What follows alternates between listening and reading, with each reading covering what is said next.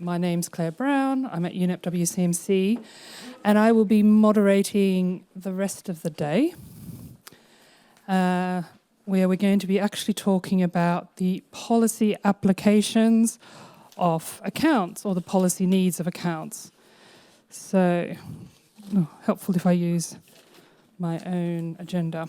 Okay, so this first session we have 3 speakers, and we're going to be hearing a presentation from Anne Teller talking about the EC perspective, then Joachim Maes about regional and local policies, and then Christian Steele's going to tell us a little bit about the local level in Norway.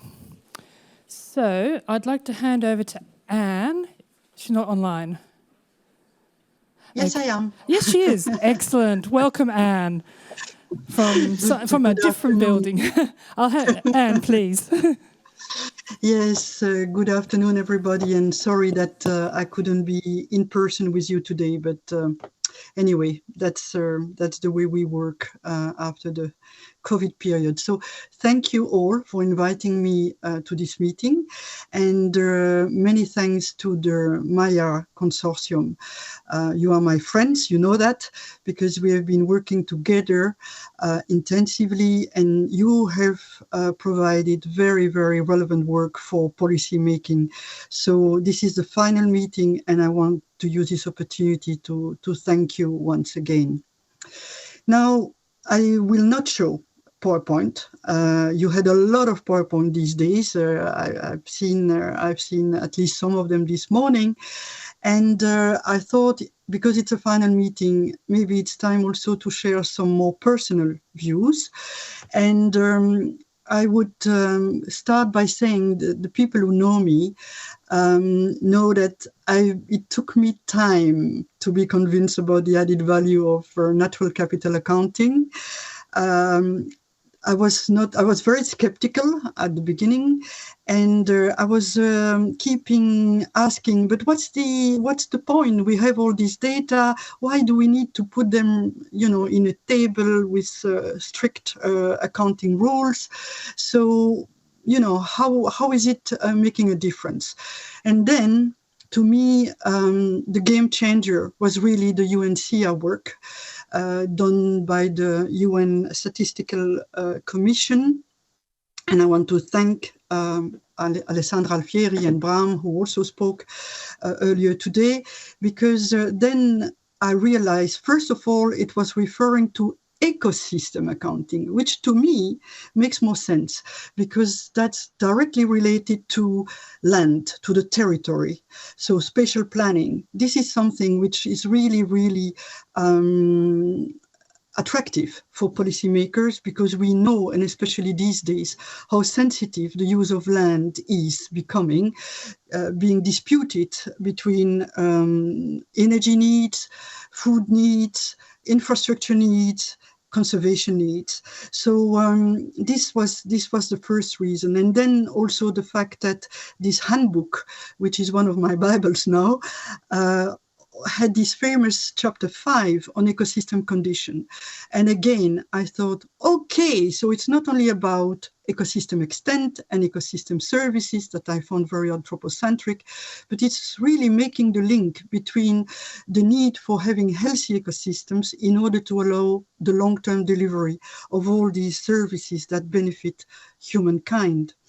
So thank you again, and thank you for the Commission services like EUROSTAT, Joint Research Center, also the European Environment Agency, and some member states who are really championing this work at international level. We can be very proud of it, and especially because thanks to the adoption of this work last year, now the work on ecosystem account is entering the Convention on Biological Biodiversity. And I think this is also a very big achievement for the first time. I think that biologists and economists and statisticians will work together to develop indicators and a metric, a monitoring framework that could try to connect the dots, better connect the dots at least. So thank you very much for that. Now, talking about EU developments. So in the EU, the EU biodiversity strategy was calling for monitoring, accounting, and so on. Why? Because the strategy wanted to raise the awareness of countries and stakeholders that all these actions, commitments, it's not blah, blah, blah. It's really something which has to be taken seriously. And so there is a need for rendering some accounts regularly, so to know if progress is really being made, and if not, why not, and what else should be done. So then on this basis, we started working very hard with the Joint Research Center, the Environment Agency, the Eurostat, so member states, the topic centers of EEA, on a new methodology to map and assess ecosystem condition in order to ensure the long-term delivery of ecosystems services for human benefits. So I'm very happy to say that the first report at European Union level only, not at member state level, will be issued tomorrow and discussed tomorrow at an expert group on monitoring and assessment under the EU biodiversity strategy. And some of you, I know, will attend this meeting. So that's the first achievement. I'm very proud of it. But of course, now we need this work to be tested, real, with countries, with stakeholders who have far more detailed information, and to see whether we are on good track. And for that, we will call for volunteers to test this methodology and to provide feedback so that we can really refine it. We see this methodology as a big support to many policy areas, and I will only cite some of them. But first of all, this was done in parallel with the development of the ecosystem accounting module that Ekkehard Petri presented this morning.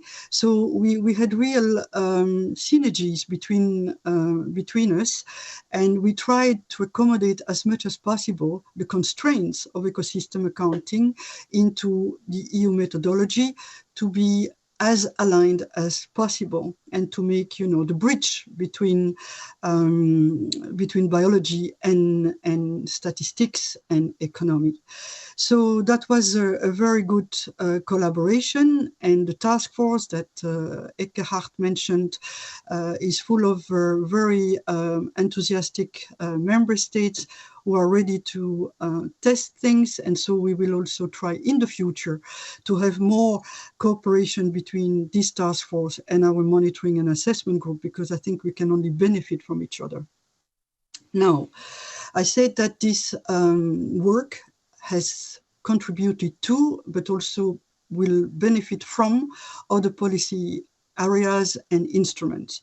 The first one was, which came to my mind, is the EU taxonomy regulation about sustainable activities to green investment for Green Deal projects.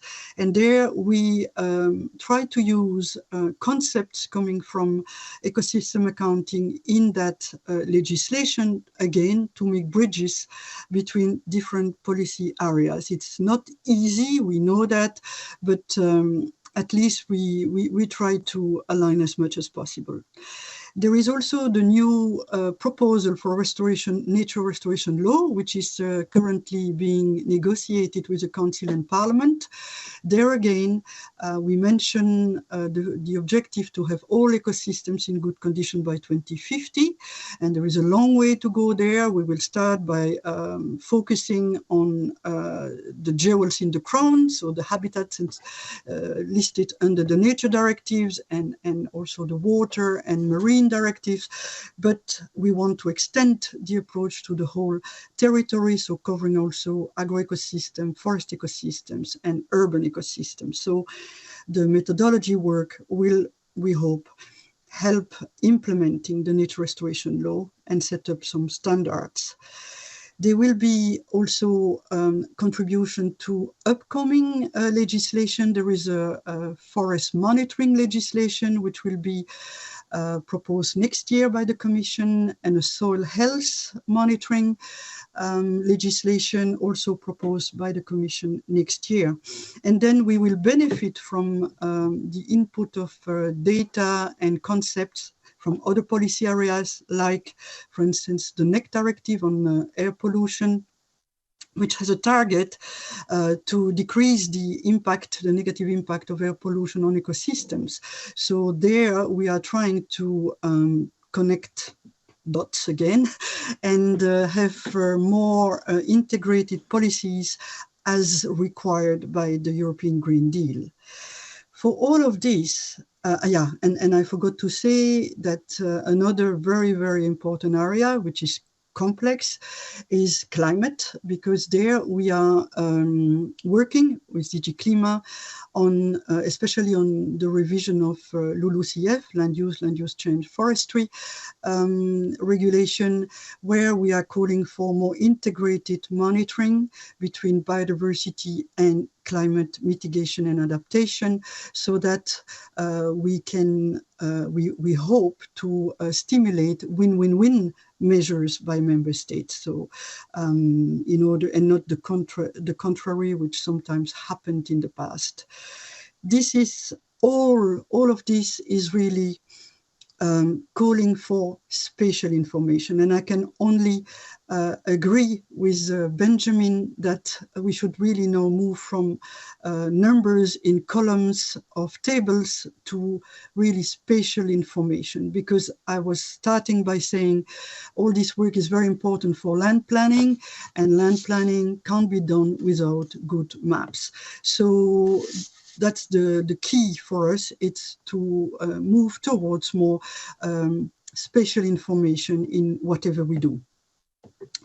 So in a nutshell, all what I see now is really showing that ecosystem and ecosystem accounting are becoming a kind of common currency between policy areas, and that's very good, because otherwise we were often using different languages and not understanding each other between policy areas. And now it's coming more and more, we are coming more and more on the same page, which is a very big step forward. Finally, there were a presentation this morning about economic valuation and monetarization, and I was a bit smiling, because a few years ago, when economists were talking about that, we were completely against. I mean, the environment policy family was completely against about this commodification of nature and so on and so forth. And now I think that it's a bit the opposite, that the statisticians, if you look in the context of the ecosystem accounting module, for instance, and the negotiations which take place right now, statisticians are very reluctant, while environment policymakers are very keen, to have it. And I will always remember a sentence that Anton Steurer, who was the head of unit in Eurostat before and who retired recently, but was a very wise man, said to me, he said, and for biologists, no value of biodiversity means it's invaluable. It's really, so valuable. While for economists, no value means it doesn't count, so no value. And that was a shock to me, because I thought, oh my God, I mean, if we really want to talk to the finance ministers, we better speak the same language and put a price or a number. Of course, it's to be improved, but at least to be invited at the same table. And I will finish with that, because that's something that we realized during all our assessment, is that governance is key. And at the moment, it's very sad to say that environment ministers and environment administration ministries are not invited at the table of finance ministers discussing budget and also spending on different activities. So if you are not there, how can you really make your case? So I really think that we need to enter this room, the finance rooms, as soon as possible, and to start a conversation with them, and also to build some kind of index of beyond GDP, as our Vice President Timmermans is calling for. I know all this is quite annoying for biologists, but I think that's something which is absolutely necessary. I wouldn't have said that a few years ago, so that's why I dare saying it right now. So thank you all. I finish here. Thank you. I will listen this afternoon and we'll come back with you during the panel discussion. Thank you very much again. Okay. Thanks, Anne, for those words and for sharing your journey on ecosystem accounting with us as well. I'm going to pass over to Joachim, who's well known to us all, but we're going to be seeing him in a new role. Mm-hmm. He's going to talk to us about regional and local policies. Yeah. Okay, indeed, I am. So, yeah, coming back to what Anne said, if you aren't there, then we risk that biodiversity and ecosystems are overlooked. So maybe, one of the reasons also why I moved from a scientific environment to a more policy implementing environment is to be there. I'll just give you a short overview of what is Europe's cohesion policy. Many of you may be unfamiliar with that. I say a few words of what I do, what my current role is, and then I just have some reflections on how we can use ecosystem accounting in investing in infrastructure and in other projects. The EU cohesion policy is actually, it's the EU's largest investment policy. We distribute almost 400 billion euro over a period of 7 years, and it has two main goals: to reduce economic, social, territorial disparities, mainly focusing on less developed regions and member states, although we support all countries and all regions. And we invest in EU priorities, essentially, which is, for instance, the European Green Deal. As opposed to Anne, who is working in DG Environment, she is in a real policy DG, DG Regio, Regional and Urban Development, is more an implementing Directorate General. It invests in the Commission's priorities. How we do that? Here are our priorities, and these are the sort of broad areas in which different cohesion funds and instruments are invested. The economy, so competitiveness, smarter Europe, and then the Green Deal, essentially a greener, low carbon transition towards a net zero carbon economy. It's important to notice here that actually 30% or almost 1/3 of the total of the structural funds and investments go to climate action. And I repeat here also that 10% of the total Commission's budget, the multi-financial framework of the Commission, 10% of the budget as of next year is to go to biodiversity. I think these both numbers will increase in the next policy cycle of the Commission, which is from 28 onwards up till 2035. So more budgets for climate action and for biodiversity. And then we invest also in connectivity. It's typically well known for Regio that we invest in bridges and roads and so on. We invest in social and inclusive Europe. So, for instance, we invest in trainings, in SMEs and so on, and also in citizens. Here are all our environmental priorities. So these are areas where countries can ask the Commission for using the structural funds to support projects. Nature protection, Natura 2000 development, restoring ecosystems, plus a whole list of other relevant areas, wastewater treatment, recycling, air pollution, greenhouse gas emission reductions, and so on. I work in a unit that prepares the cohesion report. This is an obligation under the Treaty on the EU. It's published every 3 years. And what we essentially do in that report is we make a state of the EU. We report on demographic changes, on the economy, on employment, on the environment, on climate change, on biodiversity, on governance, on corruption, on transport issues, on digitalization, and so on. And we specifically look where regions in Europe are diverging from each other or where they are moving away from the EU average, and we investigate if there are reasons that for investing in those regions to bring them back on track. Usually, I mean, we published the 8th report this year. The next one is due 2024. This is a report that typically looks back on the previous period, 2014, 2020, and our next report will be more forward-looking and come with policy proposals for the next cohesion policy and for investing in regions. This is the kind of information you find in the report. It's loaded with maps on all the sectors I just explained.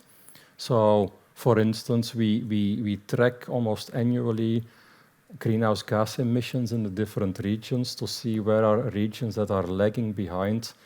Also, those regions can make increasing use of funds to transition towards carbon neutrality. Or we map, for instance, here the damage to infrastructure because of flooding caused by climate change. 2 other maps, just to give you an idea. Here we mapped artificial areas with an ecosystem deficit. We looked at the ecosystem service flood retention and how forests and wetlands protect downstream infrastructure and people from being flooded. And then we mapped actually in red are those areas where there is a deficit of ecosystems, where ecosystems are not in a sufficient supply to deliver this particular service. Again, with a view on investing in, for instance, climate adaptation measures in the future. Or here we mapped the cooling effect of vegetation in functional urban areas, how urban trees and urban forests cool down cities, important during heat waves.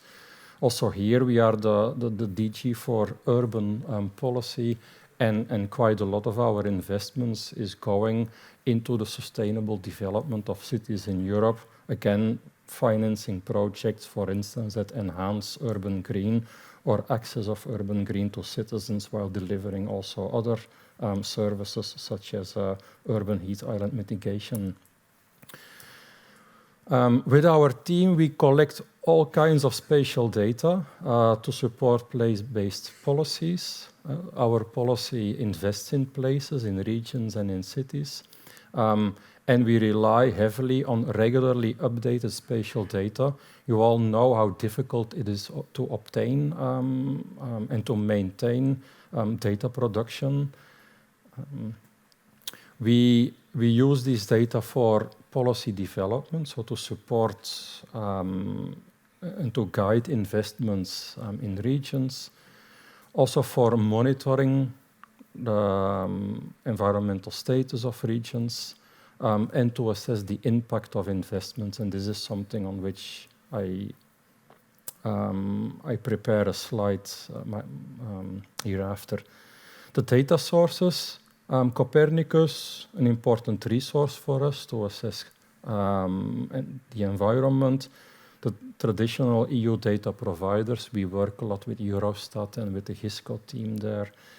International institutions, such as the World Bank and the OECD, who provide us also with data. How can we use ecosystem accounts? First of all, we would need regionalized ecosystem accounts. Also the Netherlands, for instance, Patrick in his talk emphasized the importance of also serving provinces, regions, or maybe river basins or municipalities with good data. The accounts are supposed to will be essentially collected at national scale, certainly under the new regulation, but they are the underlying maps on which services as us would depend for a regional assessment. But I assume at a certain point, national accounts would be downscaled as well. For that, you need a good ecosystem typology and an ecosystem map, and for using disaggregated data at regional scales. I think once these accounts at national scale will become available, that you would effectively see that they will be disaggregated for other purposes. We are particularly interested in rural regions. Our commissioner is stimulating also investments in rural areas in Europe. I think they have a huge potential to contribute to climate change mitigation, both in terms of renewable energy. If you map where wind and solar productions have the highest potentials, then we are predominantly looking at rural areas where there is still space available. And they are especially important in a key strategy to mitigate climate change, which is the removal of carbon dioxide from the atmosphere. If we restore forests, if we reforest, if we restore our wetlands, we are predominantly looking at rural regions to do so, which would also justify the availability of ecosystem accounts to guide investments. Climate change mitigation, we are on track, not 1.5, but almost a double degrees Celsius by the end of this century. There's going to be a climate storm coming upon us with heavy rainfall, long periods of droughts, and burning cities in terms of temperature. I mean, our president, Ursula von der Leyen, delivered her State of the Union last week in the European Parliament, and she said that nature is our best ally to help us adapt to climate change. Again, I mean, having a good set of accounts to guide investments is an essential tool here.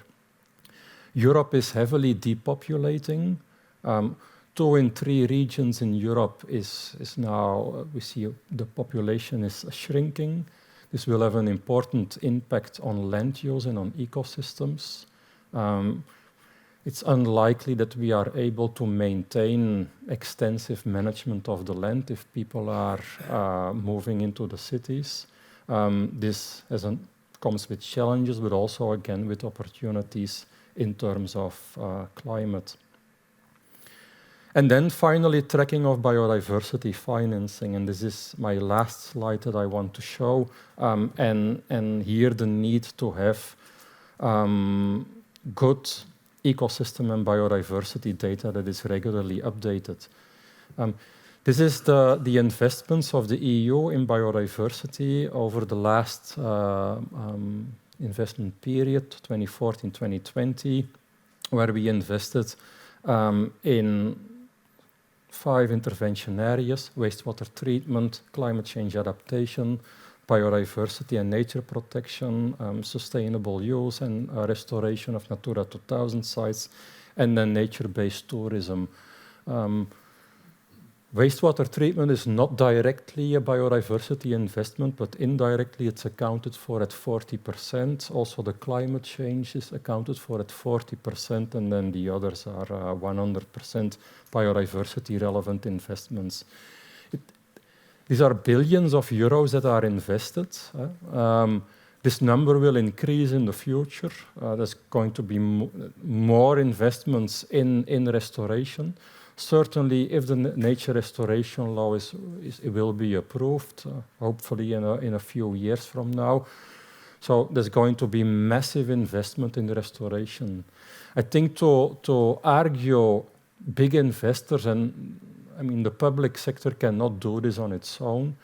You need private investments. You need a European Investment Bank to finance large-scale nature restoration projects. I mean, to justify for those audiences, I think you need a set of accounts that effectively can calculate the benefits it has on employment and on other sectors as well. Besides that, we are also increasingly looking at very high resolution, remote sensed information to be able to actually track down at local level the impact of projects on the state of nature. So both at macro scale, having a good set of accounts for doing the argumentation on nature restoration, combined with high resolution data to follow up locally projects, I think is the next step and the future of research. Thank you. Thank you.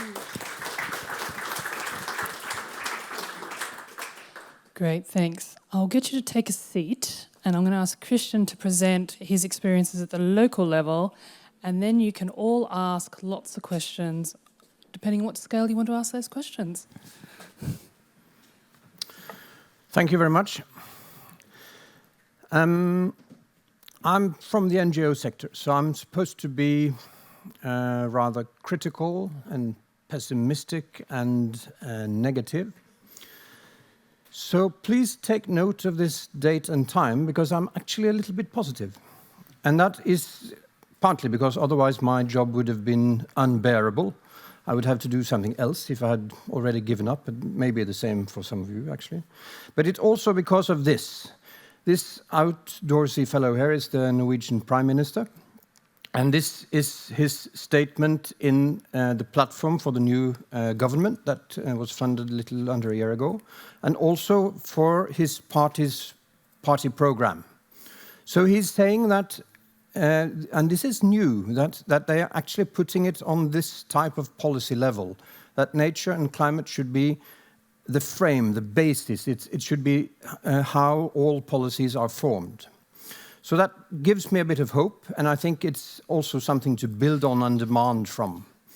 But of course, my optimism declines a little bit when already on this slide, because this is the stats on the red-listed species in Norway, and even in Norway, where you may think that we have lots of pristine nature, the fact is that 1 in 5 species are on the red list. And this is mainly because of land use changes. As you all know, it's the same in Norway as in everywhere else. It's because we exploit and use up the habitats of the species. That's why they are declining, and that's also why the ecosystem services and the ecosystems deteriorate. And my claim is that this is because we've ended up in the luxury trap. You may have seen this on television. I think it's common in many countries that they find somebody who's overusing their credit card and think that it's an endless resource they can use on anything, all kinds of stuff that they ever want. And it's an old expression before even the television programs was set up, but it's a tendency for people. When we can control a resource and utilize a resource, we normally end up in the luxury trap because we overuse it and we think it's an endless resource. And this is also what's happened to nature and nature capital, that we have ended up in this luxury trap. And there are just numerous reports, national reports. Many of these are from various national Norwegian agencies. It's from from also international organizations, from IPBES, from everyone saying that we really need to change this policy. We need some transformative change to get out of this luxury trap, which is exactly what the TV show hosts on the luxury trap shows. They try to help the victims of this out of this trap. This is an actual quote from a meeting that I attended in my local community this spring from a business leader in the area. And it was a discussion of industry development and so on. And he said, don't worry, there's no problem. There's lots of forest just outside the city, so we can build anywhere. This was his honest perception of the point, so to speak, of that nature being around my hometown. And several, of course, of us that were at that meeting were quite baffled. But so we really just, is this kind of a joke, or is it more of a, an extreme just to provoke us? But it was his actual opinion. So we need to change this perception, and we need to change how this is valued and integrated in the local policies. So we need all these ecosystem accounts, mapping, systematizing of the values to actually show that it's not some useless piece of land that should be exploited for something. So I see that some slides that I thought I had removed is still there. Oh, it's my previous presentation. Okay. All right. That changes a little bit how I'm going to do this. Sorry about this. This is actually the situation that normally meets politicians and local officials when they are to consider any kind of planning projects, any construction, building, any plans. It's a sheet like this. This is from an actual local development plan, and it's kind of difficult to comprehend. These are I mean, the politicians in local government are teachers, dentists, plumbers, ordinary people who don't really have all that time to dive into this level of detail. So we need something that enables the local politicians to actually have a holistic basis for their decisions about land use and about nature, so that they don't make their decisions based on this kind of lists and lack of information about nature. We need actually to have a nature-focused land use politics, where you have presentations of ecosystem value and nature value in an understandable, comprehensible way, and so that these decisions are based on a different level of knowledge, really. So we have developed this example. This is a design. It's not actually something that is contained with data. So that's it's easy to make a fancy design. It's more difficult, as you know, to fill it with actual data. But still, this is what we think we need to present to politicians to be able, so that they are actually able to make such decisions. This is a map indicating 3 different construction projects, and so they are to consider which of these should we prioritize and which should we decline, which should we not continue with. And then moving into one of these projects, showing, for instance, what you can find there of threatened species. On this is a peatland area that is suggested to be developed for housing and industry. We can also see here lists of how this affects the combined effects on various types of ecosystems. It would give indications of the quality of this habitat before and after. What are the qualities that we would be destroying, and what would be the effects, the quality of this ecosystem after it has been developed.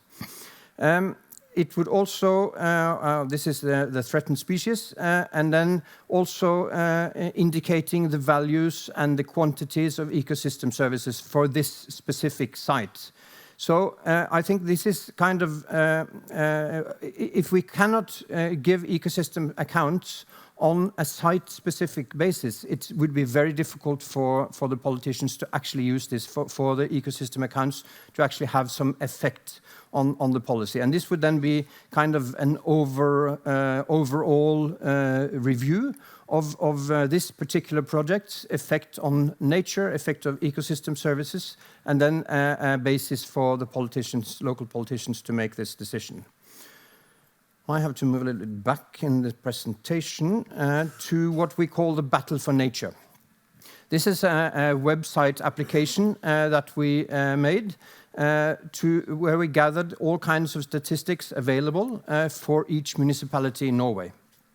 There was actually no previous evaluation. This is not available to the general public in Norway. Information about how each municipality perform on nature conservation and land use management. So it's the first time people can actually evaluate their own local community. So we see this as a democratic tool for people, for voters to be informed on about what's going on, and then actually also engage in debate with local politicians about this. This is official statistics from Statistics Norway and the Norwegian Environmental Agency. We have had good collaborations with both, but this is the data we have. We lack lots of data about actual the state of nature. This is coming. We are developing new stats on that. But it's more like indirect effects on how many exceptions are given from the general plans, how much resources do they spend on nature and land use management. So it's a list of 13 different indicators, and we rank all the municipalities, and you can also go in, click into the details of each of these indicators and get lots of information about your specific municipality, and also how this fits in with a larger context. And we see that this type of tool, where you can address specific issues in your home community, it starts a lot of debate. And these are newspaper clips from Norwegian newspapers, and we see that it creates and stir up actual policy discussions. These are politicians fighting, and hence the nature battle metaphor. They actually fight to be better. They say, look at the next municipality, they're better than us. And local newspapers, they just love this. When you can rank and set one municipality up against the other. And we are not really trying to create such a conflict, but it's just to stir up the debate. And even if the data are wrong, or if some of local mayors object to their ranking, even that is good, because it creates debate, and it actually evolves how democracy can be used to take part in the discussion of how we manage our lands. Let me see now where I am in my presentation. Sorry about this. Our overall objective is that we need to create a land use neutral Norway. We cannot continue down the line of this luxury trap, where we use more and more of the natural capital, more and more species are on the red list. The ecosystem services and the ecosystems continue to deteriorate. So it's obviously impossible to convince politicians that they can no longer build anything. We just have to cope with what we have. So our narrative is that you can still continue to use new land for construction, but you have to make up for it. You have to restore similar areas, similar ecosystem qualities. And to make this work, we obviously need ecosystem accounting, but we need it on a very specific local level so that this can be evaluated, how we can be able to make this trade, and how we can make each land developer accountable for what they're doing. And what is interesting, it was very encouraging that last year, it's the Norwegian what is this called? Language Council. It's an agency focusing on how the Norwegian language is used and developed. And every year they make a ranking of the best new word in the language. And we're very proud that land use neutral ended up third on this list. It's quite a few years since we introduced this from Sabima into the Norwegian context, and it had a very slow uptake. But then last year, it caught on even with the Language Council. And what is very encouraging is that 10% of Norwegian municipalities are now working on schemes, plans on how to become land use neutral. They don't really know how to do it, and we can't tell them. I normally say that we have to make the boat as we start rowing, which is somewhat difficult, but still we think we should really venture into the deep water and just try to do this, because we do have policy backing. This is the Norwegian Environment Minister on the Stockholm meeting just a few months ago, saying that we have to stop fooling around doing this in very small incremental way. We have to act now, we have to act powerfully, and we have to actually put this into action. So my last word is we need nature. This is very easy to agree with. More food for thought, I hope, is we don't need a very precise account on how it disappeared. Thank you.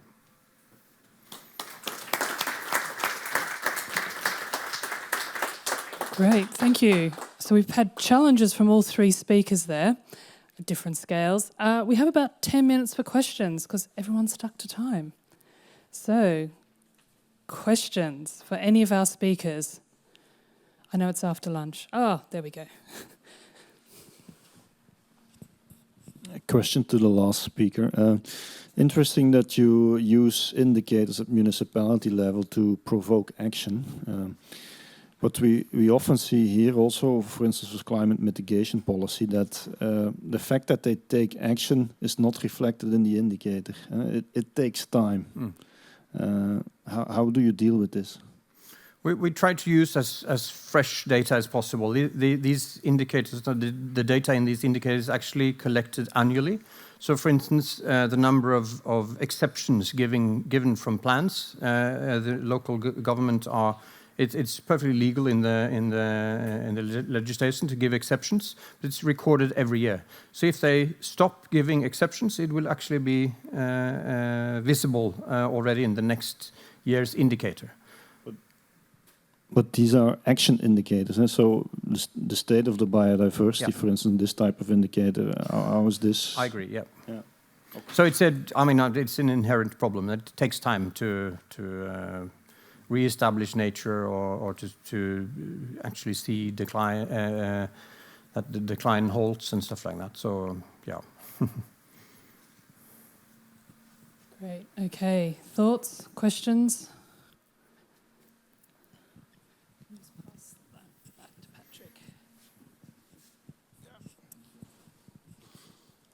Yeah, to follow up on this, I think you need both. Because the transition of society towards a more sustainable future, that starts with actions. Or it starts with plans and words, and then action, and then hopefully results.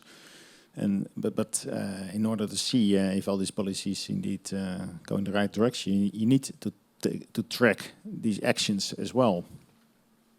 And of course, the results. Yeah, and that's also what we do. We now have in our statistical office a large projects on the industry sector becoming more sustainable, and it's mainly there are lots of indicators in it, but for a large extent it's actions, not yet results. But still, it was felt both by ourselves and also by the ministry that it's useful to have to track that. I suppose that goes for any sector of society. If you improve education, it takes time before the pupils are actually clever, and if you improve infrastructure, it takes time before it manifests itself in financial improvement, etc. So health, anywhere, it takes time for the results to materialize. Yeah, and at the same time, of course, you need also to have a good monitoring system to see if it actually works out. Yeah. But even just discussion is good, I think. It's democracy, it increases the level of consciousness, and it does change how stuff is doing. For instance, like this, we moved from 2 years ago, there were 3 municipalities working on land use neutrality. Last year it was 10, this year it's 34. So it's actually increasing exponentially for the time being. Probably, obviously couldn't go on like that, but we hope it continues to increase quite much. And this is, I think the good news, really good news, is that this is happening not because there's been introduced any kind of legislation pushing the municipalities to do this. There are not even any financial incentives to do it. The municipalities do it because they see it as a solution to problems they have.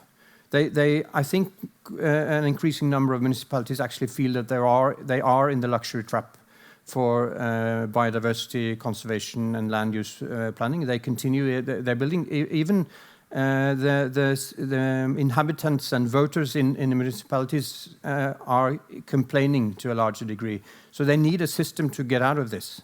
And I think that land use neutrality, if you have accounts, I would say this as a director of an organization, if I just have the accounts and not a budget, I don't really have so much use for the account, because that is just a picture after stuff has happened.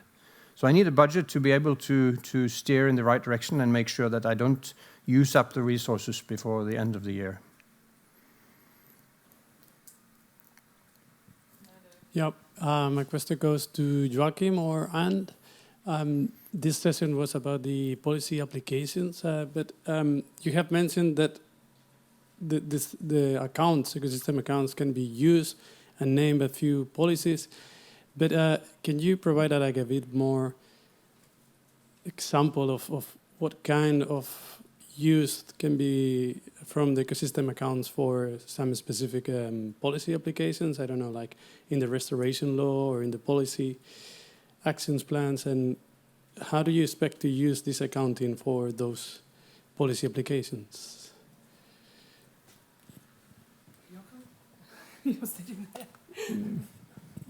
Yeah, I can talk like this.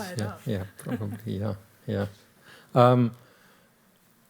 Well, I see 3 main sort of results or applications from ecosystem accounting. I mean, first of all, just having a set of regularly updated statistics on ecosystems, on their health, on ecosystem services, on the area, is something we don't have now. We do assessment after assessment after assessment.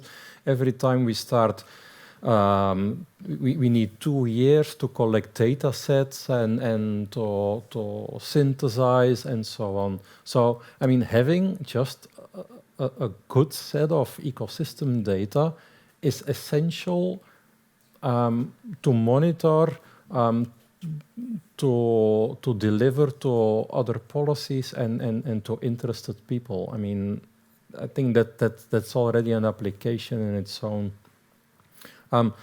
Secondly, ecosystem restoration. You need to know, I mean, where ecosystems are degraded so you can restore them, and where ecosystems are in a sufficient or in a good condition so that you can conserve them. We tried, I think, with the biodiversity strategy to 2020, but I mean, it was not really successful because we don't have actually the information, the thresholds, all the standards on condition. The fact now that there is an international or a global standard makes it also much harder for other interested parties like agriculture, forestry, industry to debate or to question the numbers because they are part of an international standard, of a statistical standard.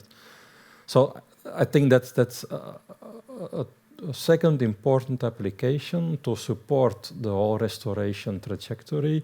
And then thirdly, as I said in my last talk, I mean, I'm just thinking if you have to restore 20% of the EU territory, that's roughly 1 million square kilometers of land. That's like 30 times Belgium. I mean, even at a cost of €1,000 per hectare restoration costs, you end up with a massive number. Who is going to pay that? Who is going to pay that with a blank check? Without asking, okay, I mean, if we invest €100 billion in restoration over the coming 10 years, don't you think that there will be people asking how many people do you employ per euro invested in an ecosystem? Are there benefits for agriculture? Are there benefits for climate change mitigation? Who else can profit from this? How are cities going to respond to this? I cannot imagine that you do such a restoration exercise without having a basic set of accounting tables. So I think they will prove to be very, very useful in the next decade. I mean, you know that the 2030, 2050 period is going to be crucial for our planet and for nature, certainly in terms of large-scale investment. So that needs a decent accounting organization and structure. Okay, I'm going to give the last word to Anne, and then we're going to shut this session. But we have another session, and you can ask all your questions that you are thinking about. So, Anne, do you want to respond to this question as well? I mean, Joachim said it all, but indeed, if I mean, we are really, thanks to the accounting work, we are organizing our data or our information system drastically, which is really a huge step forward. But we are not there yet. I mean, of course, what we would need at some point, and the EU methodology is going into that direction, is a system a bit similar to the Water Framework Directive, where you have a clear methodology to assess, you know, the reference level, and then also where you want to go, and then, you know, the thresholds, how to assess that in a comparable way across member states. If we had that, the nature restoration law would have included it, and would have included all ecosystems. So because it's still in the making, we only included a few indicators for these ecosystems which are not covered by legislation. And these indicators came directly from ecosystem accounting work. Now, not necessarily all exactly the same, because as I said, Eurostat ecosystem accounting module and the nature restoration law were developed at the same time, but that was the idea. So I also believe that it will be a key element for the future, and the nature restoration law in its Article 22 is already foreseen to revise the regulation and include agroecosystem, forest ecosystem, urban ecosystem not covered by legislation yet. Thank you. Great, thank you very much. And thank you for your questions. So I'd like everyone to thank our speakers once more, please, for this session. Okay, we are going to have 30 minutes coffee break, and then we're going to come back and hear another set of presentations, and then we have a panel discussion. So any questions you didn't get a chance to ask now, you can ask then. So, but if you're speaking in the next session, can I ask you to come back at 5 minutes before the end of your coffee break and see the gentleman at the end, and he'll wire you up, and then we can start on time. So coffee, I believe, is around the corner where we had lunch. So thank you.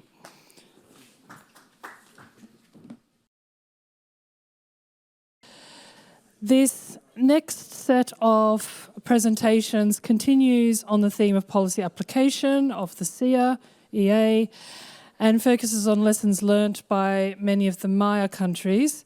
And we're going to start off with an overall presentation from Sebastian on measuring basically the impacts and the lessons learnt from the countries within the MAIA project. So over to you.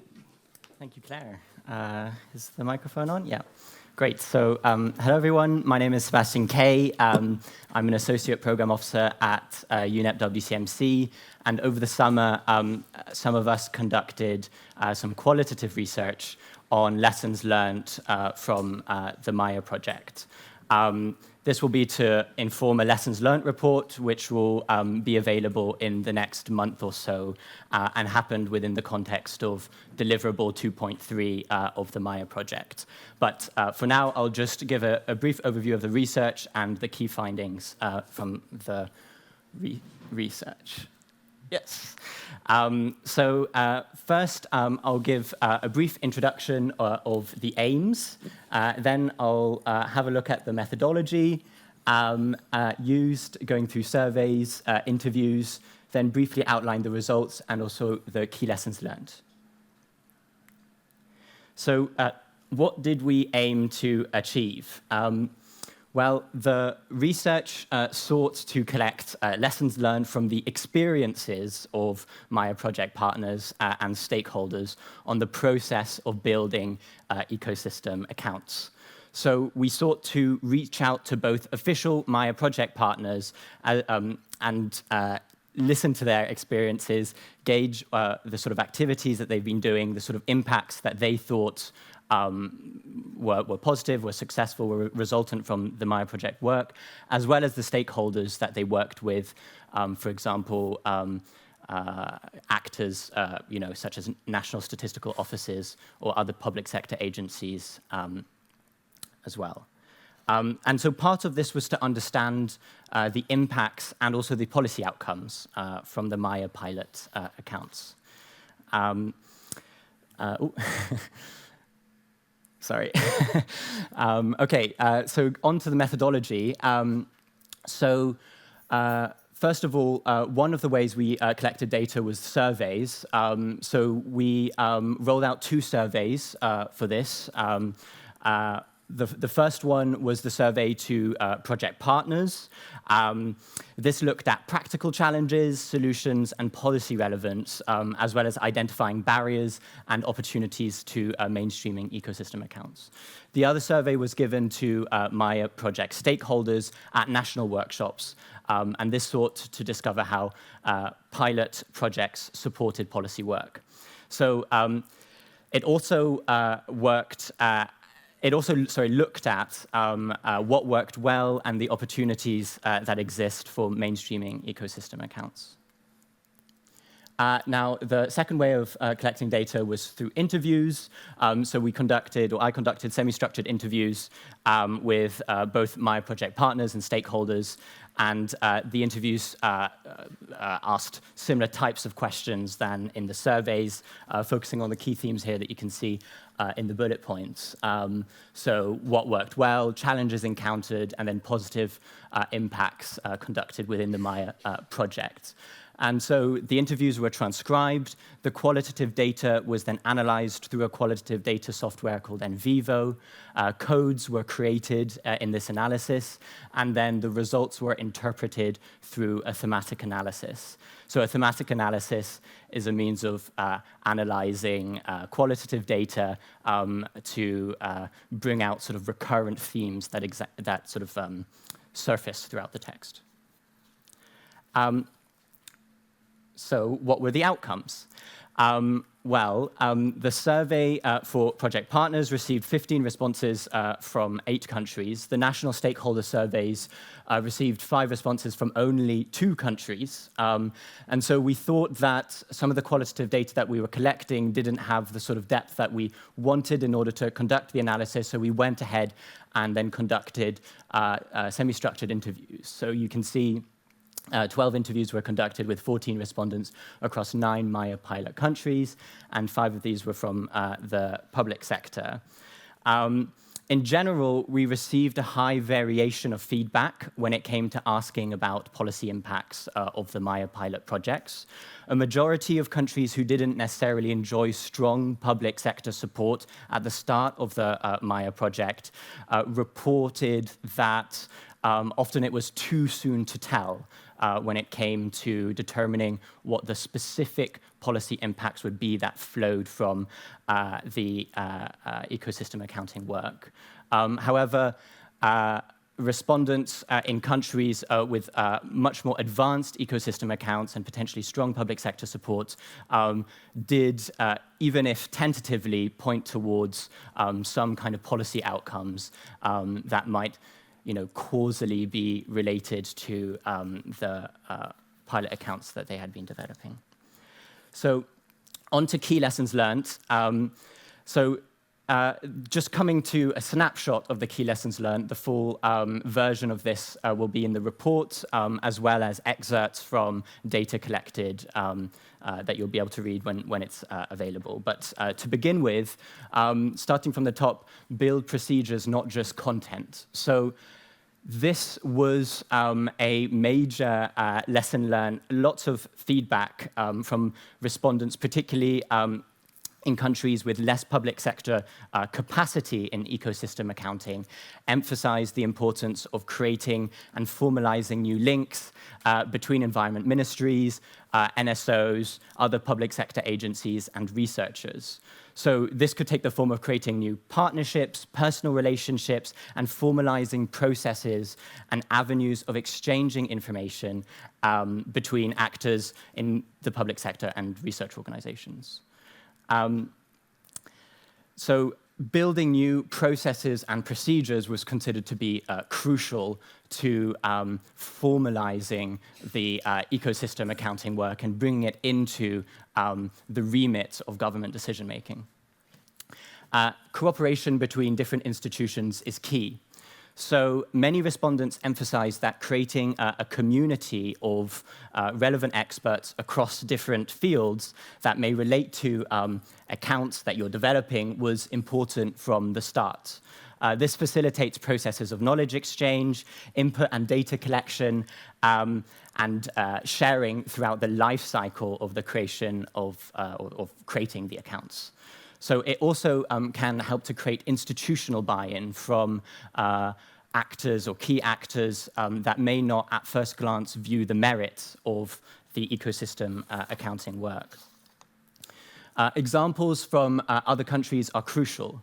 So the majority of respondents interviewed explained that using examples from other countries was extremely helpful. And two primary reasons were given for this. Firstly, looking to other countries for how they conducted their ecosystem accounting was helpful in the process of planning and building accounts nationally within the pilot countries. So in other words, looking at lessons learned from other countries was extremely helpful, even if national contexts and circumstances differed greatly. Secondly, using examples of ecosystem accounting from other countries was extremely helpful in conversation with public sector actors. You could say, this is what's happened in country X, this is the value of it, and we could do something similar here. Frame ecosystem accounting with reference to policy. So in contexts where MAIA partners didn't initially have strong support from the public sector in their countries, linking the construction of ecosystem accounts with, say, the upcoming EU obligation on ecosystem accounts to be reported by EU member states really helped to catalyze support for developing environmental economic accounts. So building public sector interest in ecosystem accounting is key to mainstreaming it. Although this might be an obvious finding, it's important that it's not overlooked. In fact, this lesson was particularly emphasized by those in the public sector rather than those in research organizations, say on the outside, independent research organizations. So building ways of getting buy-in from the public sector should be integral to mainstreaming ecosystem accounting. Choose data that provides meaning. Someone earlier said data isn't just a sort of a black box that we can just sort of throw random things in. It's really important to involve potential users from the start. And many respondents emphasize the importance of collecting the right type of data over collecting either too much data or data that might not ultimately be useful to end users. Develop key indicators targeted towards policy. So respondents who were from particularly advanced pilot countries with advanced ecosystem accounts emphasize the importance of creating indicators to go alongside the ecosystem accounts that they created to render policy relevant the ecosystem accounts, making them essentially accessible to decision-making or decision-makers. So as we've sort of somewhat heard already, collecting regionalized data can often provide enough granularity to inform indicators that can then be instructive for environmental governance. And now, finally, take things step by step. So it says here, start small and don't be daunted by the scope. Most respondents recommended taking ecosystem accounting step by step whilst in the first stages of the process. So some respondents reported that perseverance was necessary in order to carry out the work of doing different ecosystem accounts initially without necessarily having the full picture of how these different ecosystem accounts would come together and form a more holistic whole at the end. So yeah, taking things step by step requires that you work on different accounts without necessarily seeing the full picture until potentially the later stages. Thank you very much for your attention. Great. And under time, but that's okay. I'll let you sit down. We'll go through all the presentations and then I'll open it up for questions. And we're about to now do a tour, a journey, aren't we, from research to national statistics in Germany. Sabine. Good afternoon. My name is Sabine Lange from Leibniz University Hannover, and today I'm going to present to you ecosystem accounting progresses in Germany, from research to national statistics. But actually, this work in Germany and also this presentation is quite a team effort. So you can see on this first slide, actually, all the institutions that are involved in this presentation, in particular also the people involved. And what I want to highlight, actually, that almost from all of these institutions, we have some people here, at least one. So in case any more specific questions come up, I'm very lucky and I can also forward these questions to the experts who are sitting right here. Okay, so what am I going to talk about? First, I'm going to briefly introduce you into the German ecosystem accounting progress. I will introduce to you some of the main institutions. Also, we'll have a quick look into a timeline on the ecosystem accounting progress. Afterwards, we try to disentangle a little bit the ecosystem accounting research domain and statistical office domain in Germany. And in the last part of the presentation, we want to dive into some challenges and future opportunities, as well as to have some outlook perspectives for Germany. Okay, so when it's about the institutions, we can actually see some listed on the slide. This list goes on. I try to focus on these in my presentation today. You can already see that some of these institutions are purely research focused. Some are also from the governmental domain. And from all of these institutions, I wanted to highlight with this little logo there, the MAIA logo, that the Leibniz University Hannover, as well as the Federal Agency for Nature Conservation, are actually official MAIA partners. So there are a lot of different efforts going on, and I wanted to make sure to present to you that these different institutions actually take on different roles also in the ecosystem accounting progress. And this is why we inserted these icons here on the right side. You can see this little spreadsheet here actually indicates that these institutions develop ecosystem accounts themselves. Then also for the Federal Agency for Nature Conservation, we can see the bag with the money. So they are also involved in funding ecosystem accounting progress in Germany. And then Leibniz University Hannover, as MAIA DG, we are supporting ecosystem accounting progress for the different institutions, and also involved in knowledge sharing, networking activities, and so on. Now let's look back last couple of years.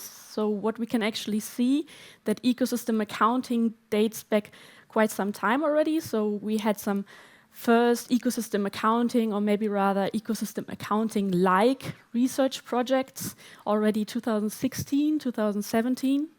Then in 2018, of course, the launch of the MAIA project impacted ecosystem accounting in Germany. In 2019, there was actually a request by the Green Party in Germany to the German federal government on the status of ecosystem accounting and natural capital accounting in Germany. And I think this also kept up the momentum going. In 2020, the launch of a prominent German ecosystem accounting project, Accounting 2, was actually taking place, as well as the first national ecosystem accounting conferences, quite a success in Hanover, also a joint effort between the different institutions. And then also we had the official launch of ecosystem accounting at the Staates, the Federal Statistic Office of Germany. 2021, of course, the adaptation of SEEA EA. Also, we had the very first publication of the official National Ecosystem Extend account by the German Federal Statistical Office, and our second National Ecosystem Accounting Conference. 2022 is quite sad because MAIA project and also the German Accounting 2 project are coming to an end, but of course this is also a new step into the future, and we'll see about that later on.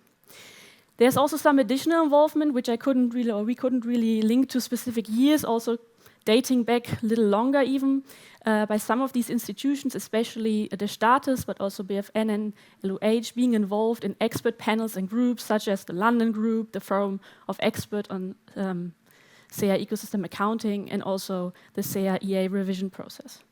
Also the EUROSTAT task force. Now let's look into the research domain. Generally, the ecosystem accounting in the research domain builds upon a broad foundation of information and knowledge on diverse Maes Germany activities.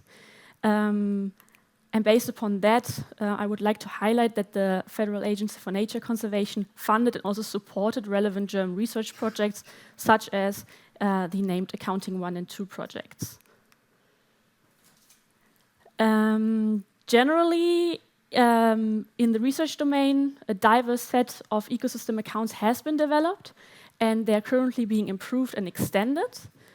And I'd like to see the research domain as kind of pioneering role in the ecosystem accounting progress in Germany, thus kind of developing a scientific foundation on ecosystem accounting in Germany. They also have the wiggle room to kind of explore different methods and approaches, and also apply some experimental methods.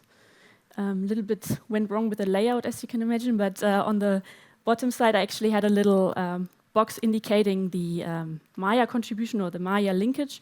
This on the research domain, of course, the LOH and the BFN are official MAIA partners, but also the other institutions are actually very actively involved in the MAIA project. They participated in various events, workshops, and webinars, and they also were active in the compilation of different MAIA deliverables, as well as the German country fact sheet. This is actually an overview on the compiled ecosystem accounts from the research domain in Germany. We can actually see an extend account as well as diverse ecosystem service accounts have been piloted, and condition account work is ongoing. Now we look into the the work at the statistical office. As I said, there's an established ecosystem accounting team, which is great. They have the aim to compile nationwide, spatially and temporally consistent ecosystem accounts. And as I said, the research domain also has this kind of pioneering role in Germany. In the Federal Statistical Office, they are more bound to standardized requirements for input data sets and methodology, and they also focus on automated accounting processes. Of course, they build upon the broad experience that is already there in Germany, and also they build very strongly on the SEEA EA framework. As statistical office, they have favorable opportunities for collaboration with specialized institutions from both the research domain as well as the governmental domain. And as I already said, they are extensively involved in international exchange. Also, they and they are no official MAIA partner, but they have been involved in the MAIA project quite intensively. So they participated themselves in various MAIA events, workshops, webinars. They were also helpful in compiling deliverables as well as the country fact sheets. They benefited from personalized support from the Leibniz Universität Hannover as a MAIA partner, and also they benefited from some more personalized networking activities through the MAIA project. This is the overview of the ecosystem accounts developed by the Statistical Office in Germany. The first ecosystem extent account has officially been published, and right now they are working on the first ecosystem condition account as well as upcoming ecosystem services account in physical and monetary terms. This is a nice colorful example of one of their works. So on the right-hand side, we can actually see the spatial distribution of not the ecosystem types, but aggregated as ecosystem groups for Germany. We also find the accounting tables, famous accounting tables, and of course from all the data, because they also did the first account for different reference years, you can also create these nice change diagrams. Okay, so generally what I want to highlight again, on the one hand side we have research, doing the pioneering work, also having wiggle room to use experimental methods. On the other hand side we have the Statistical Office building very strongly on the SEEA EA framework, being sure to develop consistent ecosystem accounts and having to meet these standardized requirements. But of course, there is exchange going on from one side to the other and around again in order to create synergies and guarantee efficient workflows in Germany. General challenges and future opportunities in Germany. I'm actually happy to say that we can already record we have been successful in collecting a fair share of important data sets, so that's nice. But of course, data always remains a challenge, and also in Germany, we're still on the hunt for continuous and nationwide data sets, and they pose issues due to accuracy, quality, scope, regularity, and so on. I guess all of you know about this. In addition to that, also the aggregation of data and information remains a challenge, also when it comes to the condition account and more generally. And another topic that has been discussed today and also yesterday already, the application of ecosystem accounts in monetary terms. We feel in Germany that there's still the need for a little bit more conceptualization, but also the diversity of methods is actually regarded as a threat or a challenge, as some agreement on appropriate monetary valuation is needed in order to support decision-making and also to make sure that the political acceptance is there for the results that will be provided. Now moving from these more technical items to more general items, even though there are so many institutions working on ecosystem accounting right now, of course it is always important to also obtain and maintain sufficient resources in the future. To ensure the close collaboration between different organizations and agencies, also internationally, thinking about the MAIA project beyond the MAIA project in Europe, to improve knowledge transfer also between the statistical and also the research domain, but of course also then improve or really start the knowledge transfer between ecosystem accounting experts and the policymakers. Okay, so I try to give you a little bit of an overview on what has been done in the last couple of years.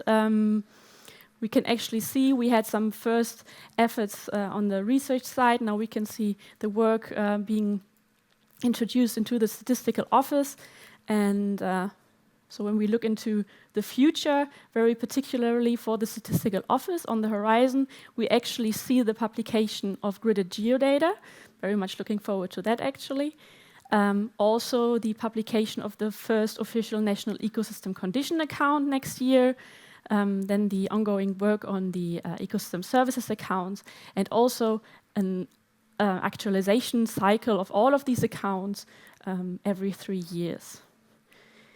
leaving the statistical office to the side and looking into more like general outlook perspectives, we are expecting that the amendment to the regulation on European environmental accounts, as well as the post-2020 global biodiversity framework, will actually have some impact on ecosystem accounting in Germany. And also we hope we will see additional impact from ongoing national as well as international initiatives and research projects, Biomod being a national example and the Selena project as international example. Now, what do we actually want to see in the future? So we want to see a strengthened science policy interface. On the one hand, we want to enable like easy access to information for politicians and also corporate decision making. Also, we want to ensure opportunities for using participatory processes to actually identify priorities. This is also what we've talked about earlier today already. And then also maybe the need to develop some kind of communication strategy to also raise awareness like generally throughout the public. But all of this is actually aiming towards some sustainable, intelligent decision making for both the corporate sector as well as the political sector.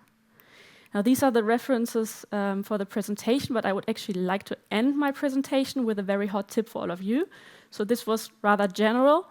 If you're interested in more technical details and specifics on ecosystem accounting in Germany and on all these specific accounts, or maybe on the accounts of other MAIA countries, I'd like to encourage all of you to check out MAIA deliverable D3.3. It's a hyperlink. You can just click on there, and in case the slides will be shared, I hope. Otherwise, you'll find it on the website. There you will actually find a country-specific overview on the ecosystem accounting progress and also a technical reporting on all of the MAIA-supported ecosystem core accounts. And with that, I'd like to thank you for your attention.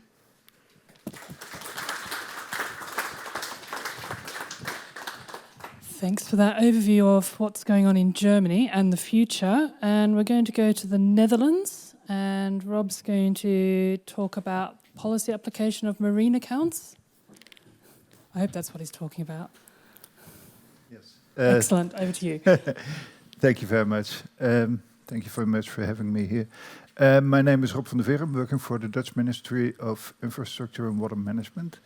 I'm going to tell you something about natural capital accounting in the marine environment, both for the Netherlands and the Northeast Atlantic. I'm also a co-chair of the Economics Working Group of OSPAR, which is the body that is responsible for the environmental management in the Northeast Atlantic. Why is the Netherlands interested in natural capital accounting?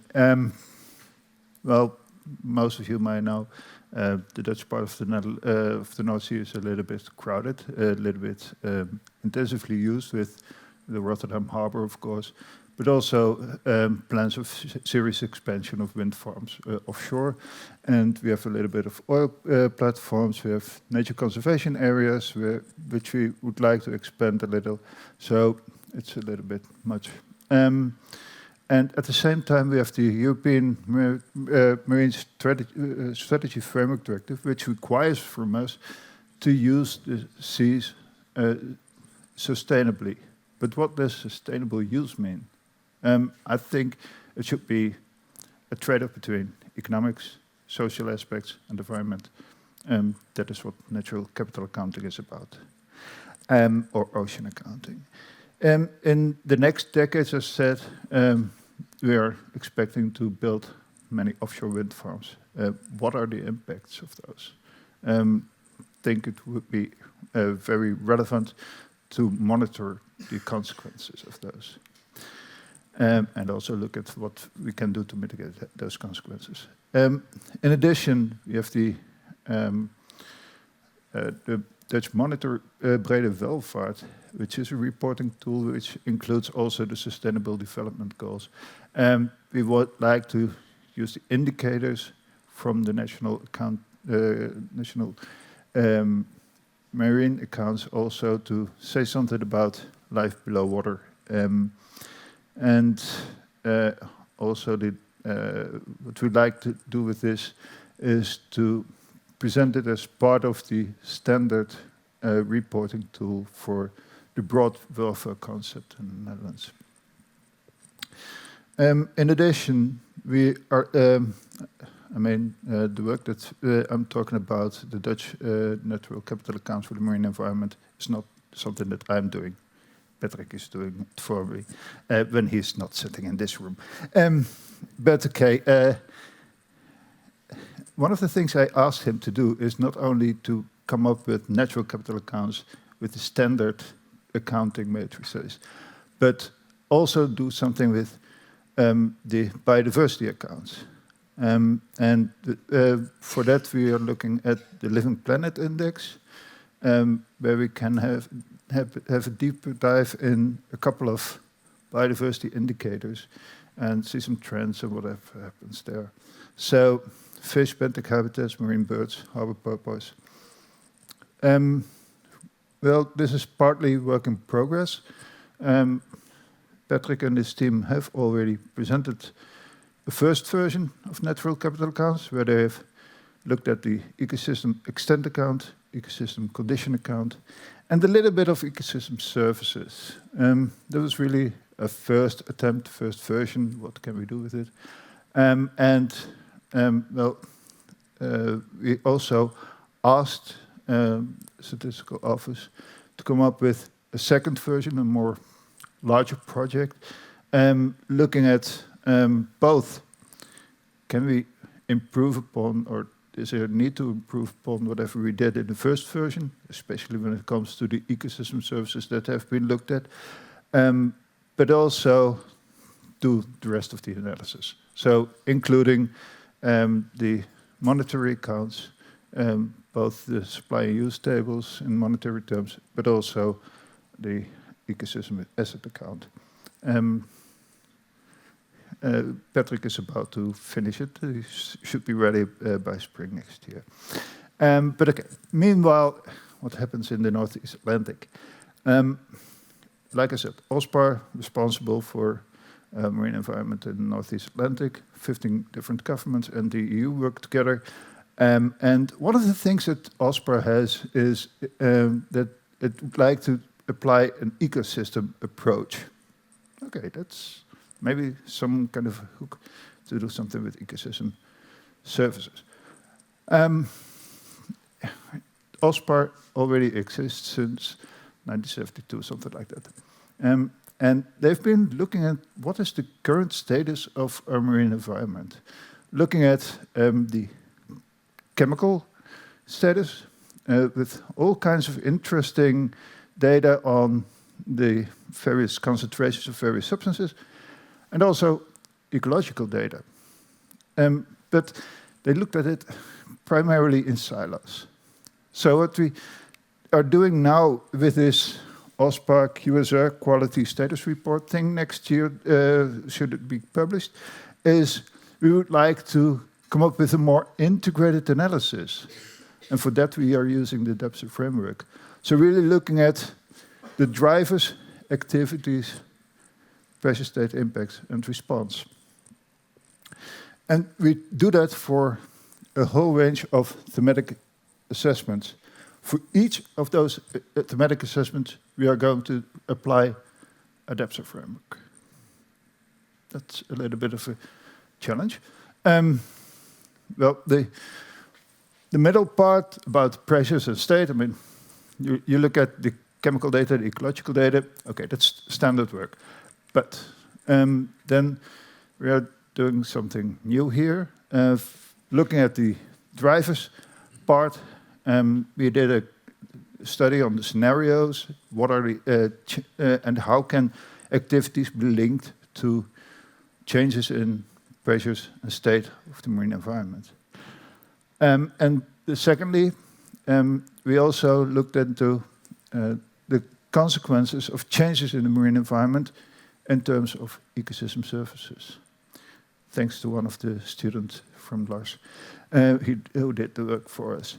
And we have been looking at that in terms of 17 different ecosystem services.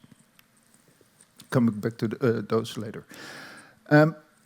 Okay, why is OSPAR interested in natural capital accounting? Well, OSPAR has decided upon the new Northeast Atlantic Environmental Strategy last year. And it basically has natural capital accounting as one of its objectives. So that's the title. Why are we doing something on natural capital accounting in OSPAR? Okay, just briefly what has been done until now. Maria Blasquez, another student of Lars, she produced a first version of the natural capital accounts for the OSPAR area.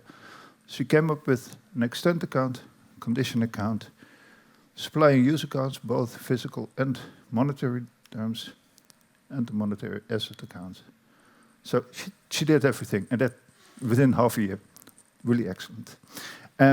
So if you're interested to read, no problem. It's out there.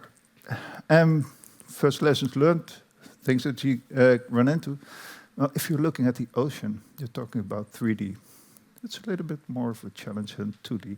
So, and also if you look at the condition account, like I said, OSPAR has a huge history of compiling data on chemical status, ecological status, but you don't want to simply take the entire data set and then say, okay, this is my condition account. Now, which data do you really want to present? How do you decide upon those? So that's one question. On the other hand, if you look at how the data are compiled, it's not always really pinpointed at a particular ecosystem that is there. Often it's like 12 data points in the Dutch part of the North Sea. Okay, gives a nice impression of the chemical status or ecological status of the Dutch part of the North Sea, but does not really say exactly what the ecological status or chemical status is in a particular localized place in the North Sea. Like we have been discussing today and yesterday, one of the strengths of natural capital accounting is that we have specialized data. There's a little bit of a challenge there. Then with respect to the ecosystem services, Maria only had like 6 months, so she has done something for a limited number of ecosystem services. So we need to have a new student to include more ecosystem services. She's now online. We found somebody, another student from Lars, who's going to do that. So these are the ecosystem services that were included in the first one. And yeah, what we would like to do is to have a look at the 17 ecosystem services that we have included in the DEPSA framework and check whether we should include all of those. These are the ones that apparently are interesting for the people in OSPAR, so might be. But I was pointed at the fact that there are a couple of intermediate services included in there. Don't need to have or should not include those in natural capital accounting. So might have to remove some of those, might want to replace it with some others. We'll have a close look later. By the way, OSPAR has joined the Global Ocean Accounting Partnership. It's a network of experts and people that are working in the field of global ocean accounting. And yeah, we really would like to learn from each other, show experiences with each other. So I think that's really a good platform. And finally, another ongoing project, and again, this is a student that comes from the same university as Lars is, and he's also now online. How can natural capital accounting be used to support marine policies? I mean, for the Netherlands, we are still in the process of building natural capital accounts. So I cannot really say how we have used it because we're still building on it. But yeah, I've showed you a couple of reasons why I think it would be interesting, it could be interesting. It would be nice to at least show, okay, in this way, you can use it for this. And then maybe these data are most relevant and some other data should also be important to collect. So that's one of the things that I would like to discuss and have this new student work on. Like I said, OSPAR has the new Northeast Atlantic Environmental Strategy. We've got a couple of objectives in there, and there are also some regional action plans. And the question is, how can natural capital accounting be used to support decision-making in those areas? And on the Dutch part, like I said, we're working on the Marine Strategy Framework Directive. What does sustainable management of the marine environment mean? Maybe we could do something with natural capital there. And we, one of the things I ran into when we did the cost-benefit analysis for the program of measures for the Marine Strategy Framework Directive is that we wanted to increase the size of the maritime spatial planning areas, the maritime protected marine protected areas, and then I was thinking, okay, we can try to come up with some cost data, no problem. Fisheries will be banned. Some ships might have to take other routes, more travel time, more travel costs. But what are the benefits? We could not really come up with good scientific evidence of the benefits of protection areas. Okay, I hope if we have a monitoring tool like natural capital accounts, you might be better suited to say something by looking ex post for future ex ante analysis, to say something about the costs and benefits of MPAs. And also the same applies to offshore wind farms. So the question is, where and how can natural capital accounting help? I've the idea that we would like to organize a digital workshop to have both the results of the OSPAR work and also the Dutch work. Might be a back-to-back meeting for 2 days, something. So if you're interested, I'll keep you informed, and everybody here is more than welcome to join. And I would like to end with a dream.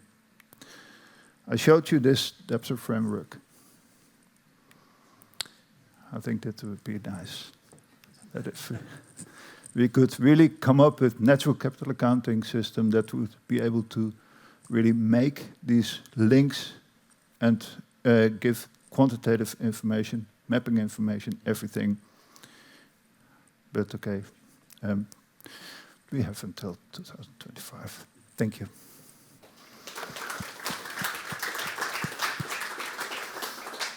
And thanks for sharing your dream. I think you need something else to dream about, but anyway, that's okay. So over the last 2 days, we've heard from all our MAIA countries except one. And at the beginning of the pandemic, we were supposed to go to this country for a MAIA meeting. So we are going to finish off our formal presentations with hearing from Bulgaria. Bojan, please. Thank you, Claire. This looks like Spain, isn't it?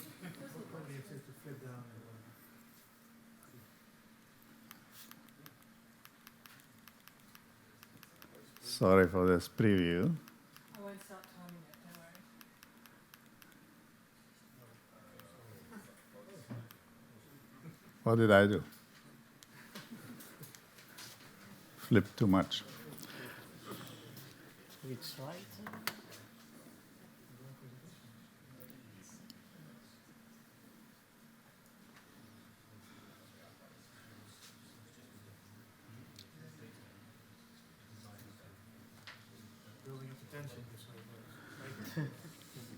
I have to do something.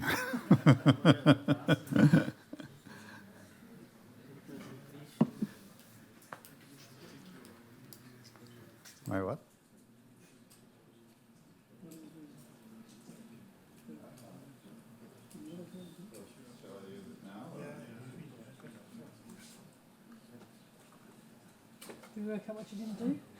What was that? Did you work out what you didn't do? No, the mistake was ours. Okay. I was just randomly pointing the finger. Mistakes, you know that. So, yeah, it's my presentation. Blah, blah, blah.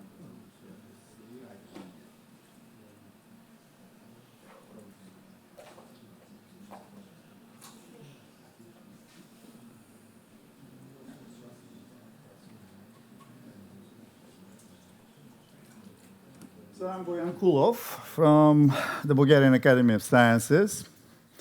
And I also have a big team working, actually a couple of teams, a couple of partners that I would like to definitely point your attention to them. Also, there is, in addition to the people from the Bulgarian Academy of Sciences that are from my institute, and which is the National Institute for Geophysics, Geodesy, and Geography.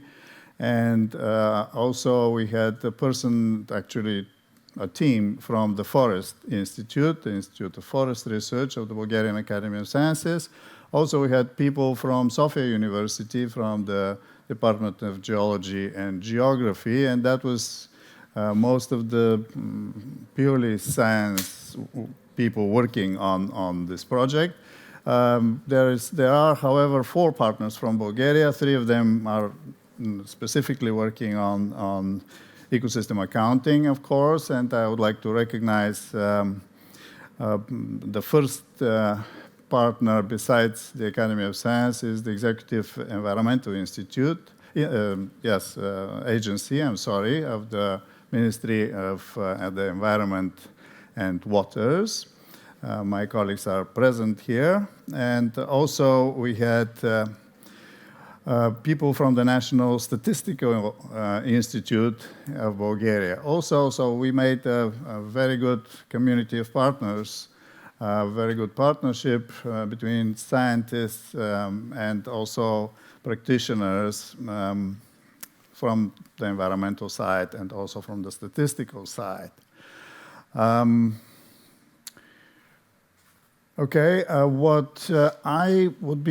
try to be very succinct and point your attention particularly on the applications, policy applications. Of course, you heard pretty much everything that I knew and much more than that about policy applications in that field. I'm just going to try to point your attention to what's the situation in Bulgaria at the moment. I decided to start by looking at some of the key priority areas that were identified for Bulgaria at the very beginning of this project and see how that corresponds with what we've been working on and also what our view on these key priority areas are at this moment 4 years later. So the first policy priority identified was water regulation ecosystem services. Forest ecosystem services were second, and they had forests, of course, are very important for Bulgaria, very significant. So we looked at the carbon sequestration service, and also was very significant for Bulgaria, the natural heritage side, which does very well with tourism. In Bulgaria, also, like our colleagues from the south, Greece, very important for our economy. Also, so third was biodiversity. Urban accounts, we have also looked at both as in terms of extent and ecosystem services. We thought they would be important at that time, 4 years back. Also cultural ecosystem services that we looked at, in addition to natural heritage, we look also at cultural heritage. I think that was the thing that I haven't heard today. And also in view of tourism and recreation industries. Of course, we have focused on supplied and use tables for the ecosystem, most of the ecosystem services above. In terms of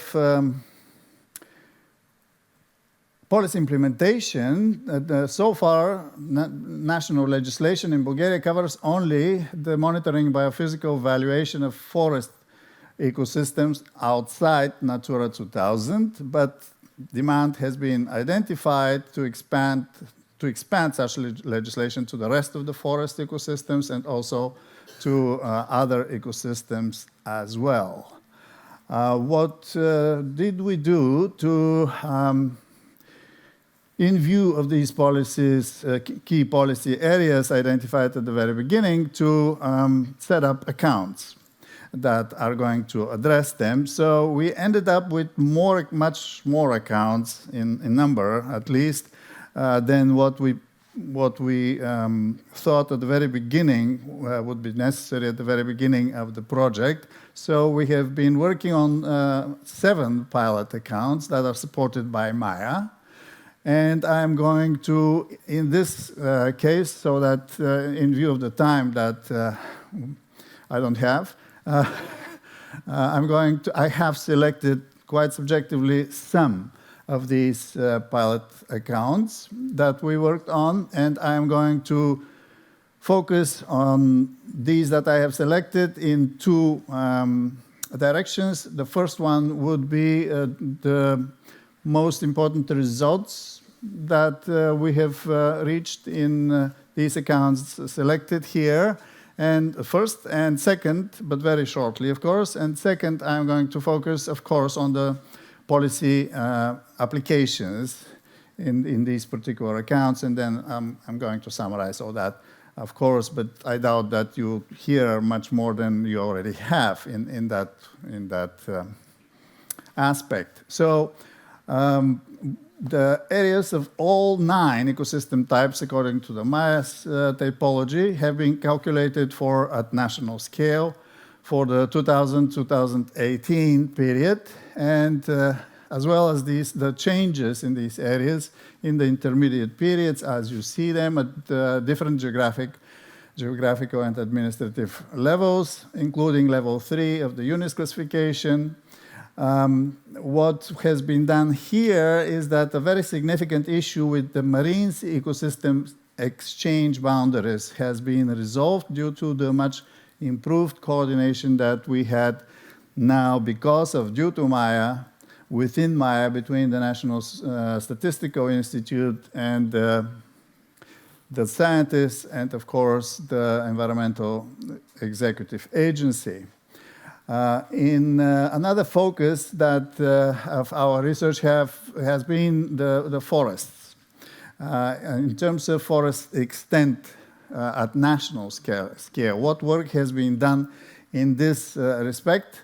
As you see, it's listed here, just the most important things: intersection of forest and woodland ecosystem types on national grid, 1 to 1 square kilometers, calculation of net changes, additions, reductions. The tables, supply and use tables, have been finished in every grid cell from the current land cover, the calculation of area forest ecosystems inside the Natura 2000 for 2018.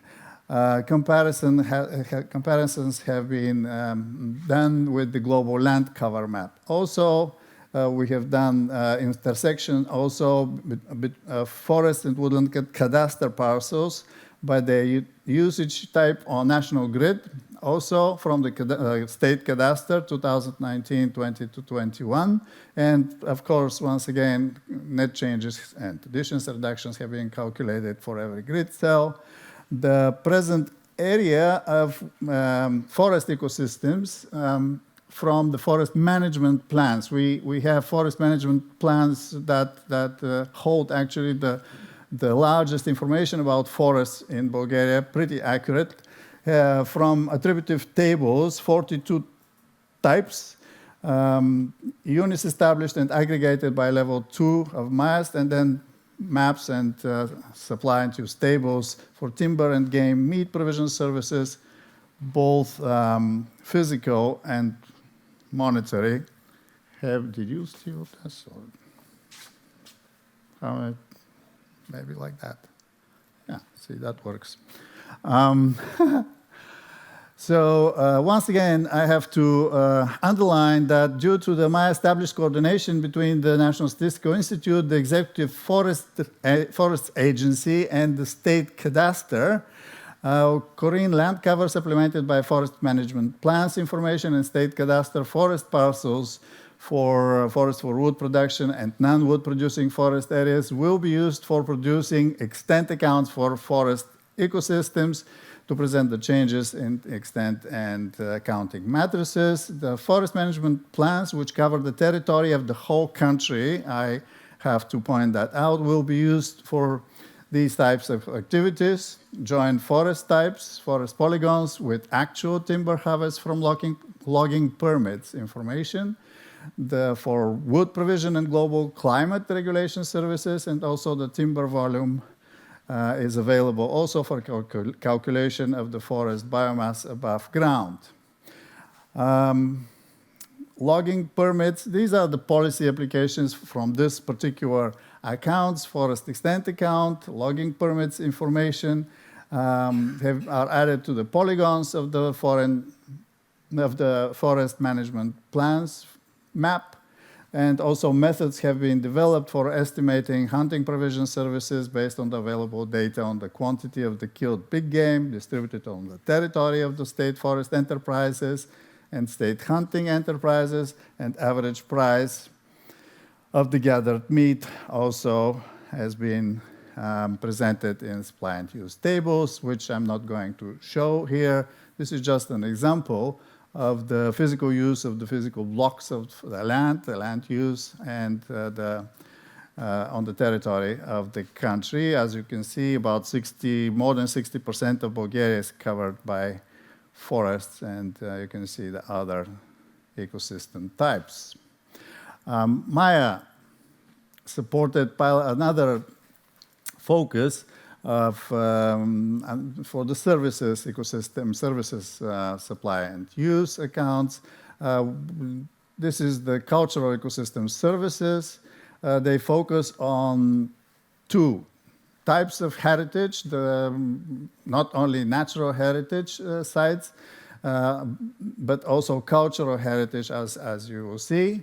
The results are a recreational provision potential map, and also a recreation opportunity spectrum map, which reclassifies the land cover according to the potential and the proximity to potential users, assessment of cultural services provided by the different categories of protected areas, and there is a publication on this account. This is another example of the map created of the recreation potential based on the natural heritage services. The recreation opportunity spectrum map. And of course, there are lots of these. I don't have the time to show you everything, but they are available. The thematic accounts, we also have worked on the forest areas, the carbon account for forest areas only on a local level.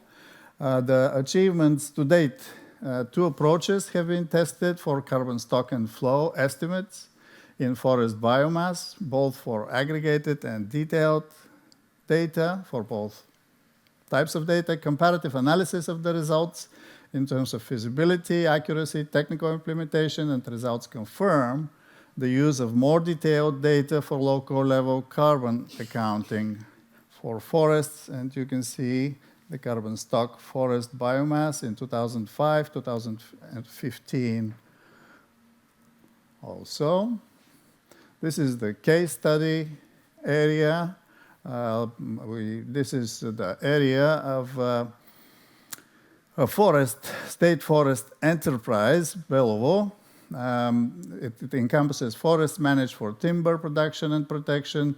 This particular forest enterprise was chosen because its boundaries are very close to the boundaries of the municipality, Belovo municipality. We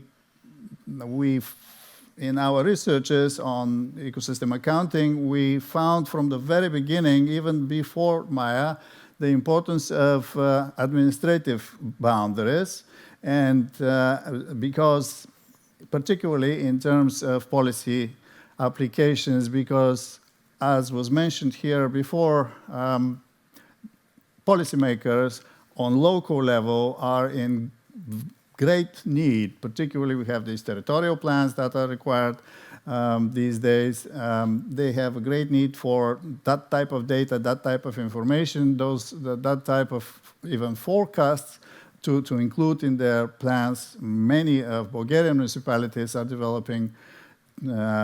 trying to develop tourism based on both natural and cultural heritage. And of course, natural and cultural heritage sites are always are rarely separate from each other. So this is the data on carbon stock exchanges in forest ecosystems provided. Opening stock, and you see the maps and the 3 species distribution. The policy implications in this case, the carbon account contributes to the monitoring of implementation results from the climate change policies. There is currently no specific tool to trace their impact on the agricultural and forestry sector, especially in terms of trade-offs and/or synergies within the ecosystems and their potential to provide various ecosystem services. The spatially explicit information provided through the SEEA EA, which upgrades the databases that support international reporting and accounts in different global level institutions. Also, the main SEEA EA implications for Bulgaria is the emphasis on the economic significance of conserving and maintaining ecosystems in good condition. So that very much overlaps with this new EU law or regulation that has been devised for next year. It accelerates policy developments that integrate the introduction of environmental taxation, payments of rent on natural resources, environmental subsidies, and other financial tools. The thematic account biodiversity, the work done up to date, is presented once again in the most important activities, working on calculation of the red list index based on these 3 volumes.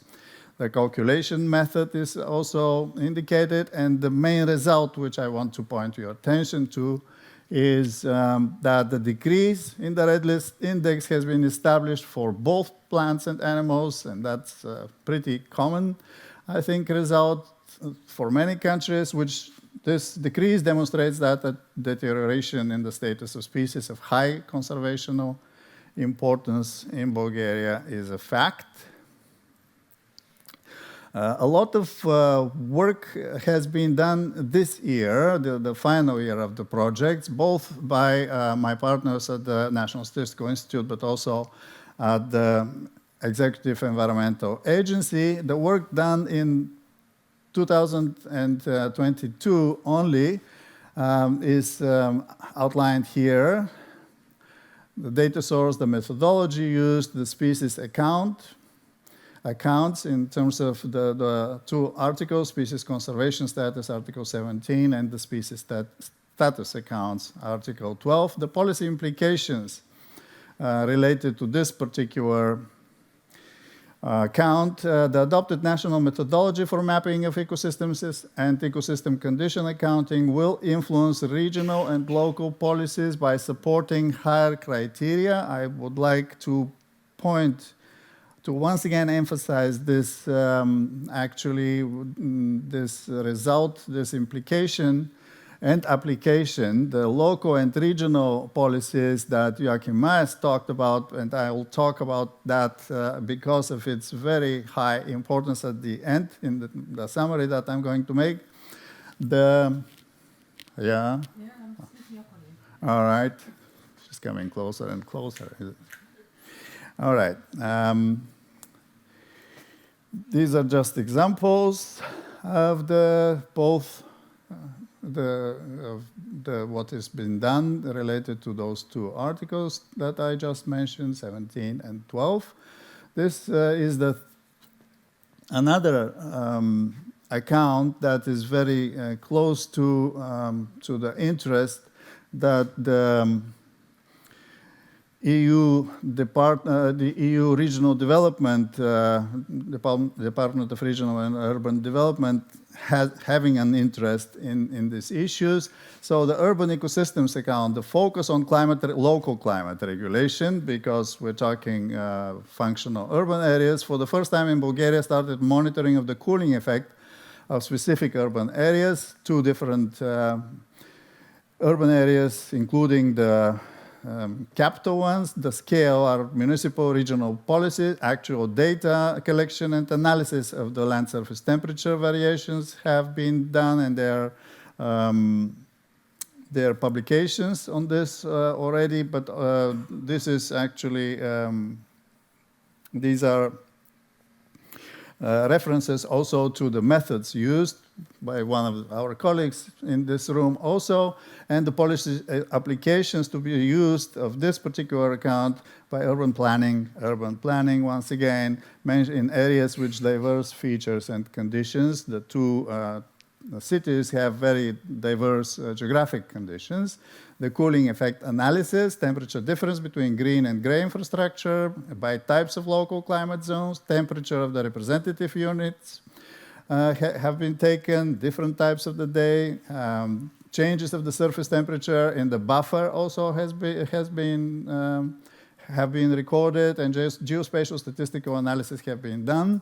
What is in development here is a catalog of the intensity of the surface of the urban heat island for urban planning and regional organization purposes. I'll refer back to Joachim Maes' presentation that impressed me as a human geographer quite a lot. The goal, to incorporate the above information in the respective urban planning, geospatial units, and thus enable periodical data collection and fulfillment of the respective requirements. And this is the last one. Sure. Yeah. And there is nothing, there is nothing here that you haven't heard already, but I would like to emphasize it once again. All of the data, information, knowledge, research methods, results obtained within the process of creating environmental accounts serve policy applications. Clearly. In Bulgaria, most ecosystem accounting applications affect, first and foremost, legislation in all aspects, activities, and forms of economic, environmental, recreational systems, including laws, regulations, government jurisdictions, etc. What is important is that they also influence and feed in strategic documents and regulations, geospatial organization of the countries, of the respective territories, building permits, urban territorial, regional planning, once again, sustainable regional development, and administration. On the other hand, the uptake in state financial institutions, the investing part seems less enthusiastic, has been less enthusiastic in Bulgaria. In addition to the state institutions, environmental accounting applications in Bulgaria benefit NGOs like the one that mentioned, and a number of private stakeholders here. Thanks for your patience. Okay. I don't think anyone's going to doubt that Bulgaria didn't do an awful lot of work in MAIA, which is great. We've got a few minutes which we can have some questions to any of the speakers. Any thoughts, comments? There's got to be a question out there. Nothing online? Okay. If there's no questions, I'm going to let the speakers off, and let's thank them once again for their presentations. That means we've got a few minutes for a swap over. So that's the end of all the formal presentations. We now have a small panel discussion. So I would like to invite Joachim and Christian and Rob and Lars. I think this is why the chairs are there, to come forward and be wired up. And I think we have Anne online. You can probably hand your microphone over now. Or you can hold it.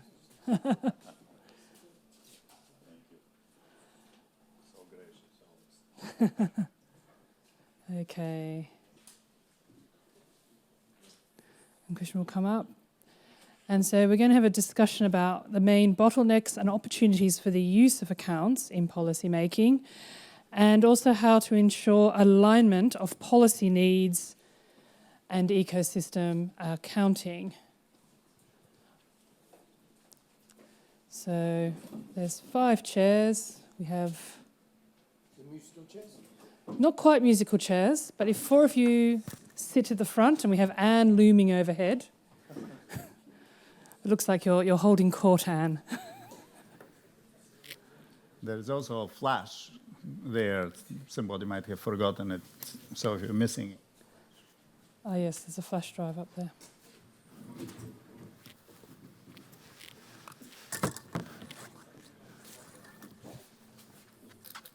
Okay.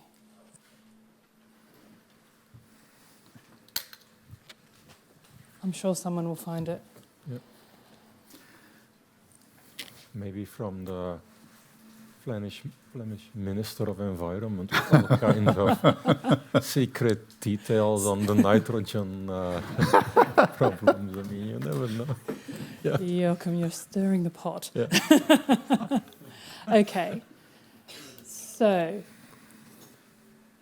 I'm going to ask each of the people we've got on the panel, maybe in just a couple of sentences, to maybe tell us a bit about what they feel the main bottlenecks and opportunities are. But particularly I'd like you to focus on is how do you think we can, as a community, help align policy needs with the actual ecosystem accounts? What role could this community have who are developing the accounts help that process? And because I'm sure Joachim has some thoughts on this. No, let the coordinator maybe start. I think it's a good idea. Okay, Lars. Coordinator. Thank you, Joachim. Very kind. Maybe I should share an observation with you, since we're nearing the end of the conference, because actually I'm highly worried by what you told us, Christian, because I think it's very important that we're transparent in this project and in this process. And I couldn't help noticing that the community of Nassau ranked highest in your scoring. Quite. But then I also noticed that 2 out of the 4 Norwegian experts in ecosystem accounting are from this particular municipality. So how is that about transparency in defining your criteria? It's a conspiracy, do you think? Just joking. Sorry. What to say? Look, my main takeaway here is that there does seem to be quite a lot of interest in the information that we can provide with ecosystem accounts, right? Maybe at the European level, it is mostly about monitoring. It's about informing policies at an aggregated level. At the more local level, the level below, as Joachim was pointing out, it is about steering investments or regional policies, and there also showcasing the positive impact of investments. And indeed, of course, also to me it seems that accounting could really make the difference there and provide that essential part of feedback to policymakers and decision makers. And at the local level, it's about informing land use decisions and about kind of incentivizing municipalities. So the main lesson that I learned is that yes, this need for information is there, and we're not doing this for nothing. There's real demand for our kind of work. At the same time, I do notice that at this point in time, the amount of people that are aware of ecosystem accounting, what ecosystem accounting can do is limited. Like Joachim, of course, is like an ace in a card game because he knows and accounting and he's involved in policy making. But there are not many Joachims around here. So it means a question that I would have is, okay, how do we create more Joachims? How do we get more people on board? How do we train more people in using this kind of information? And at the same time, of course, we have to work very hard as a community on building our accounts and providing more comprehensive accounts covering more countries. And obviously the European legislation, if adopted, would create a major incentive to provide that information. But at the same time, I do also think that many countries can go beyond what, and are already going beyond what's in the legislative proposal. And also perhaps we do even need more, if we talk about steering investment decisions, more indicators that are currently in the proposal. So I think, on the one hand we have to train people, on the other hand we have to build our accounts, perhaps in some countries moving even faster than the legislation is forcing us to do, hopefully, in the coming years. That was my main takeaway, Claire. Thanks. Great, thanks. Who would like to go next? Who else has a takeaway from this? Yeah, I can go next. I mean, there are challenges. I don't want to discuss them too much. I mean, my takeaway is that the talk from you actually on the Netherlands and on ocean accounts or on the accounts for the North Sea, where you said, well, actually we had one person, one scientist compiling this up in half a year, and I'm quite convinced that we can do that. I mean, with the Eurostat proposal, for instance, what is there in the Eurostat proposal, it really doesn't take so much to start building and completing a set of national ecosystem accounts in terms of extent, condition. The methodologies are there. Tomorrow we present another report on how to apply condition methodologies at EU level. For ecosystem services, we can rely on 10 years of research, mapping, quantifying, and so on. So, I mean, everything is actually in place to fill those tables. Using them is more difficult. I see something happening a bit the same like in economy. I mean, who uses an economic account? I mean, almost nobody, But we all use GDP and employment statistics, and these are the indicators that eventually make it to policy tables that are used in decision making. I mean, it's a relatively small technical community, but there is a lot of opportunity for applied products actually, and to further develop once the tables are there. So I think that there's quite some opportunities. Capacity building remains a challenge, and I agree. I mean, you need people like me and like people in the public who at a certain point, by coincidence or because they want to start working as a biodiversity specialist in another sector and really try to mainstream the ideas there. So that helps, but that's I mean, there are other ways of capacity building as well, of course.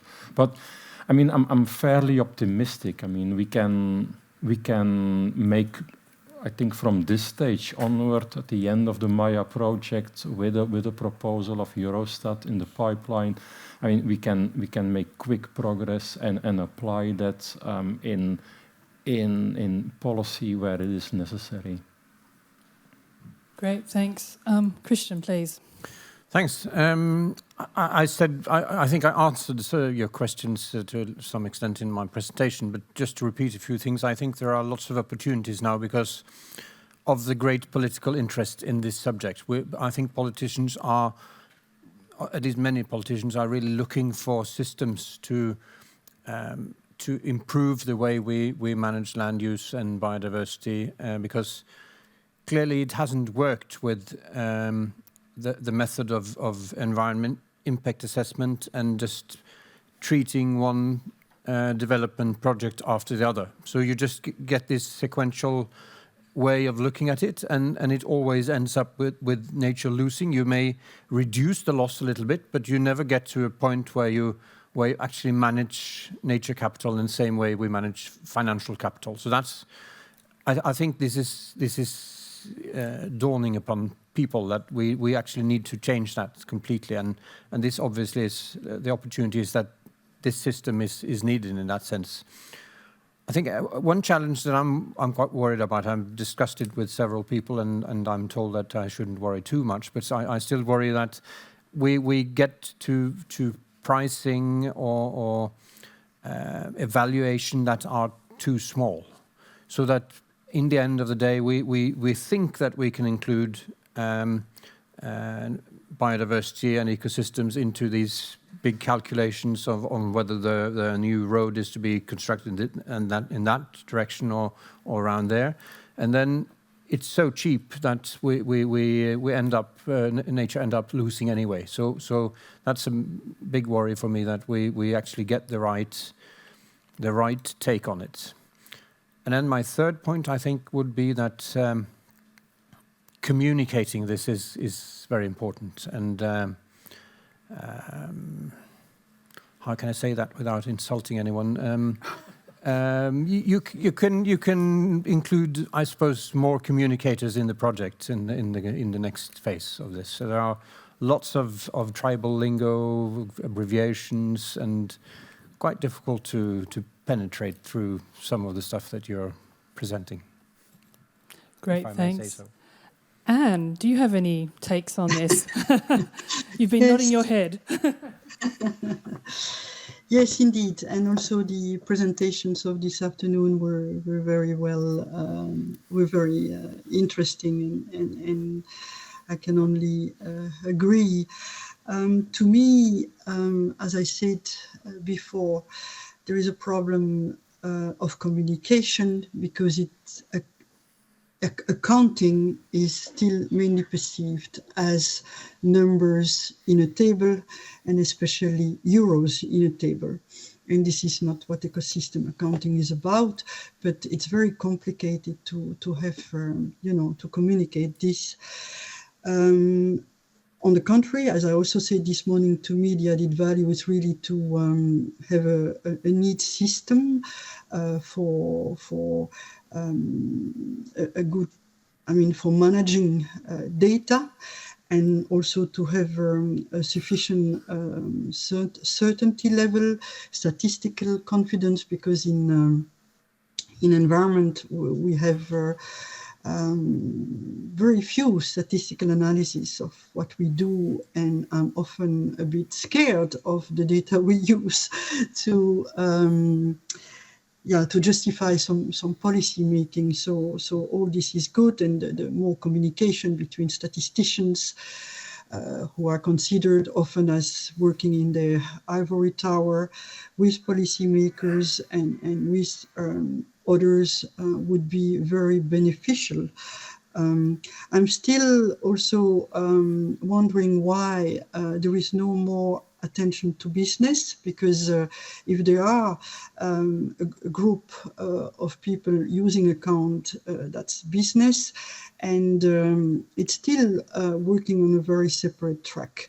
And I find that all the methodological guidance which have been produced are very relevant also for anybody, including business. And I would like to see more cross-fertilization between the two.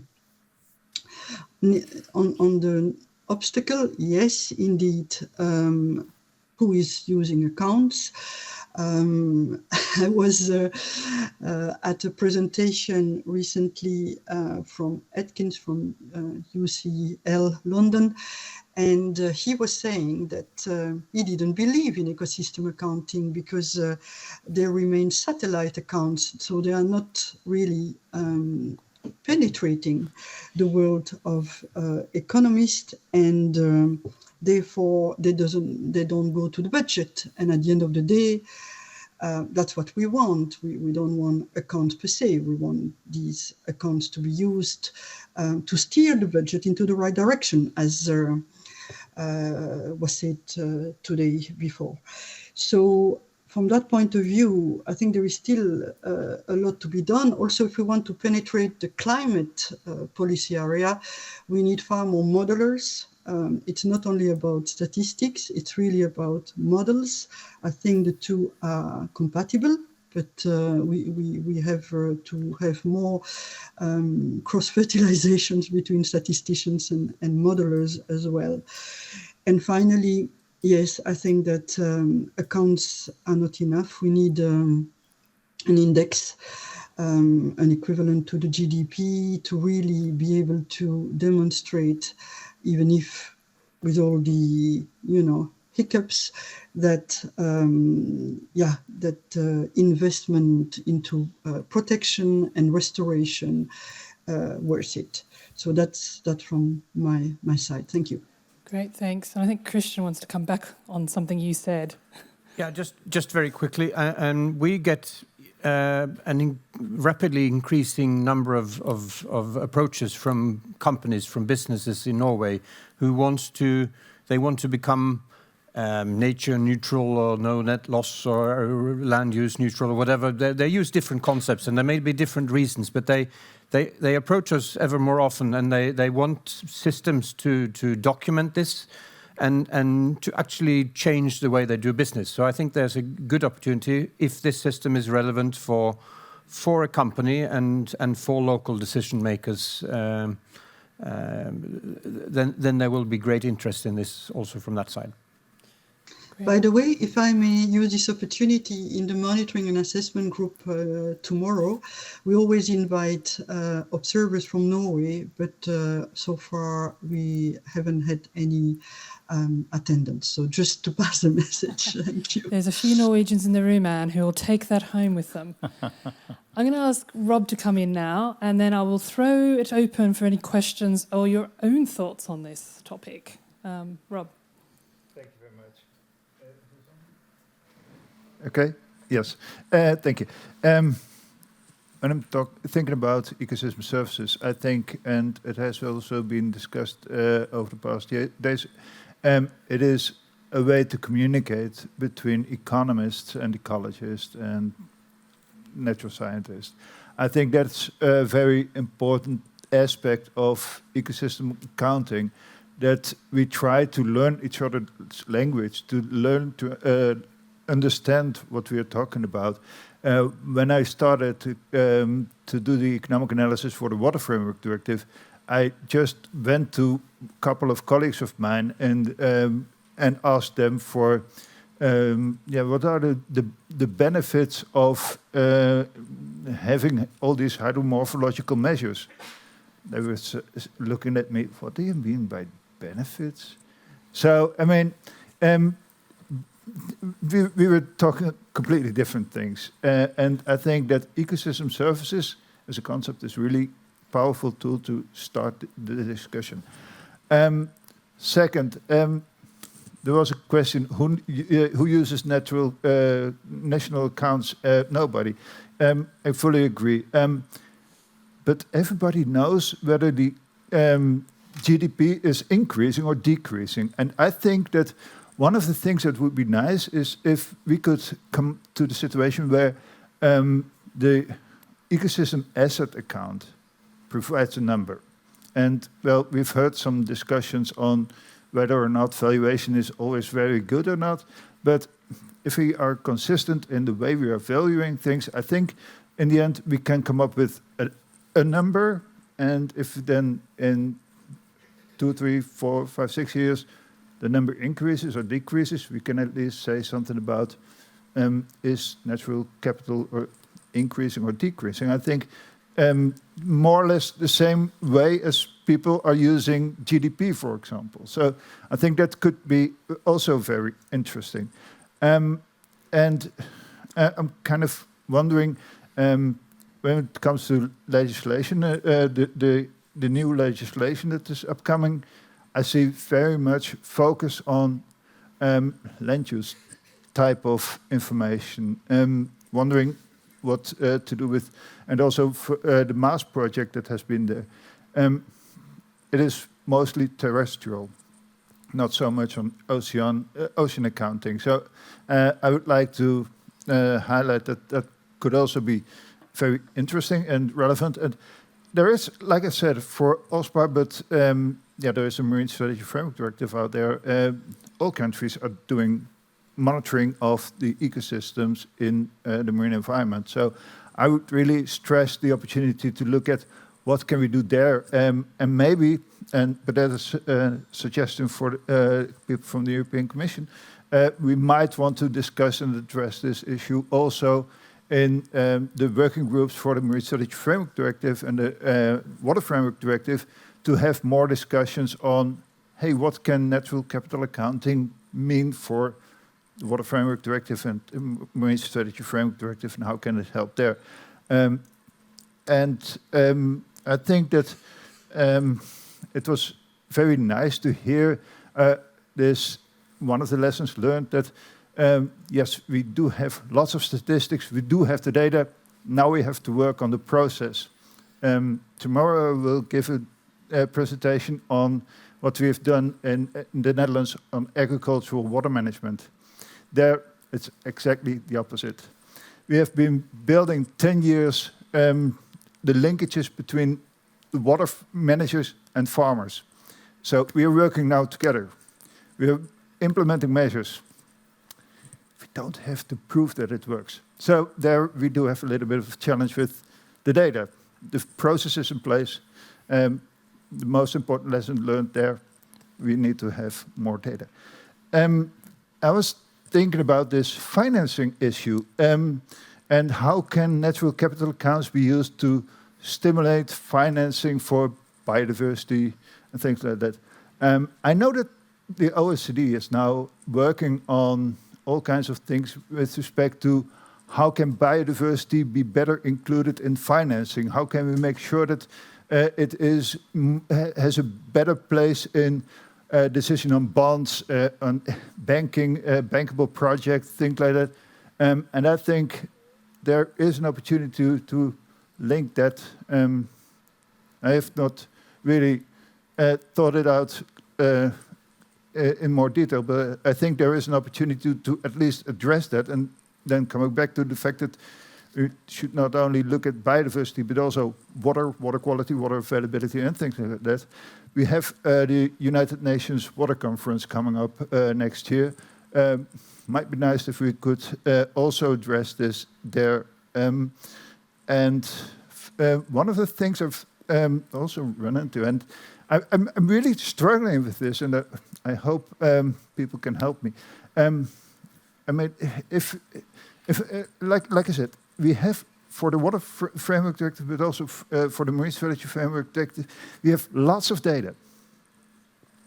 And especially when it comes to chemical and ecological data. If I'm showing natural capital accounts, people are asking me, yes, okay, we knew these data with respect to ecological and chemical quality. What's new? What's the value added? And I'm still cheering on this. That's also why I've asked another student to help me with that. But yeah, I would really be happy if people could help me there. Thank you.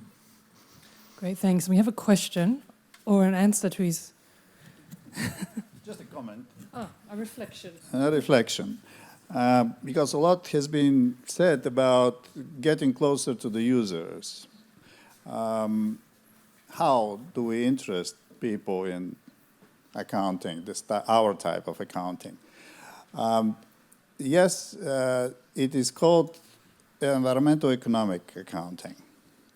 But it's not just between economists and biologists. It is the way to reach people and policymakers, including to me. The closest and the easiest way is also a matter of the type of data we have, is the geospatial approach. We need to tie it to the home of every person. We need to tie it to every locality. GDP doesn't mean a lot to people except at national level, because that's where this data is collected and aggregated. But if we can say where the capital is, where natural capital is, where investment capital is, where investment capitals need to go, we need a geospatial approach. We need a much better data collected at the local level, and even lower if possible. That's something that can be decided on and need to be decided on European Union level to start with. And I'm not saying that just because the head of the Eurostat is a Bulgarian, I think, still. That's what we need. We need to tie the biological and economic information to the land, to the territory, to every location. We need to tell them why there is a need for a cohesion policy in the European Union, because territorial, the geospatial discrepancies, the horizontal discrepancies that the world talks about are very, very distinct and widening every year, no matter what some people say, in Europe. And that's what makes what we do politically relevant, financially relevant, because how do you reach business? We'll tell them where to invest and why. We're natural capitalists. They're looking for capital, for something to exploit, to sell, to produce. Thank you. Great. I think Christian has a response, and then Lars has a response. Yeah, thanks. Just to build on what you said, if we are to convey this to people and interest people, I think we need to, or I'm sure we need to explain why should we do this? What are the benefits? What do I get out of it? Because I'm sorry to break this if you don't know, but accounting is dead boring. Nobody is interested in very few people are interested in accounting. If you come bring that to your colleagues in a business or anything, they will fall asleep instantly, because even most of the board members find it very boring. So everybody's just very happy that some people actually like it and do the accounting, and then what people are interested in is there enough money left for the final bit of the year to have the Christmas party? Or do we have enough money now to employ a couple of more people in the sales department or in the communication department or something like that? That's what people are interested in, not the balance sheets or all that stuff. You're not making Lars us happy, Christian, right? You're not making us happy with these comments. Yes, because everybody loves you, but we don't want to hear about the details. No, we want to hear about the benefits. Lars, did you want to respond? And then I'll ask Yes, to respond. I did want to respond to something I heard, because I got the suggestion that some people are suggesting, I'm sorry, Rob, that nobody uses the national accounts. Let me beg to disagree. My first job was in the Ministry for Economic Affairs. I was an intern there. Many years ago, I'll not reveal how many years, the CPB, the Economic Assessment Bureau of the Ministry for Economic Affairs. Every 4 years, all the political parties would go there with their election program and would ask this agency to calculate the economic implications of their election programs, including effects on employment, state finances, etc. Those models completely depended upon data from the national accounts, right? So national accounts are being used in matters that matter. Manners that matter. Sorry, so I just want to make that clear, right? So it's not that national accounts are not used; they are used, and they're important. So of course, it would be nice if we would come up with our ecosystem accounts and elevate them to the same level of use that they would also be used, for example, for this.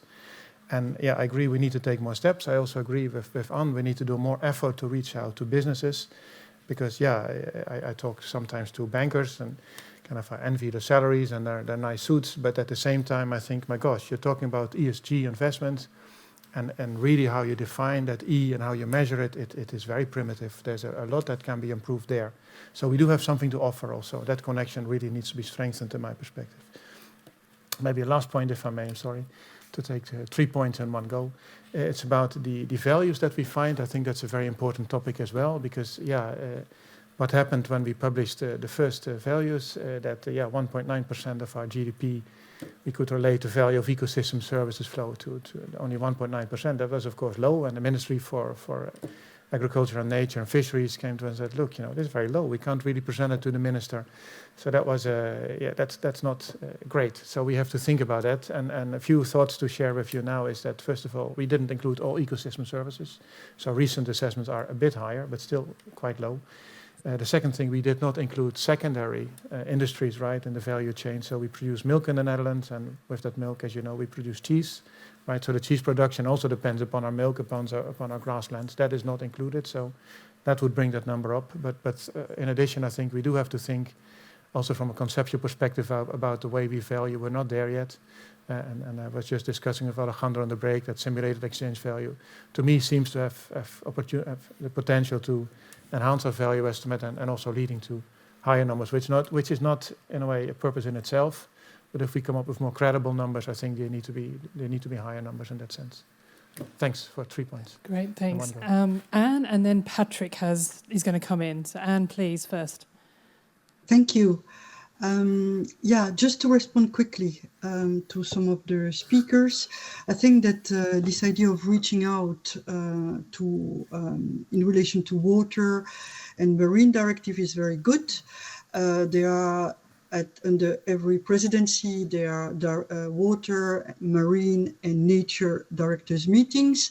And I would also include the nature directors, because even if ecosystem accounting is mainly addressing land, they are not aware, and they don't see, I think they don't understand the relevance for their work. So, and it's not, just to say to Rob, that it was not that we were not interested in marine in Maes, but we were calling desperately for volunteers, and there was hardly any appetite for that. So I think it will come, but the marine environment is still a big knowledge gap, I would say. I know DG Research wants to sort that out. And then on geospatial approach and need for data, I can only agree. We are committed to put in place European biodiversity observation network soon.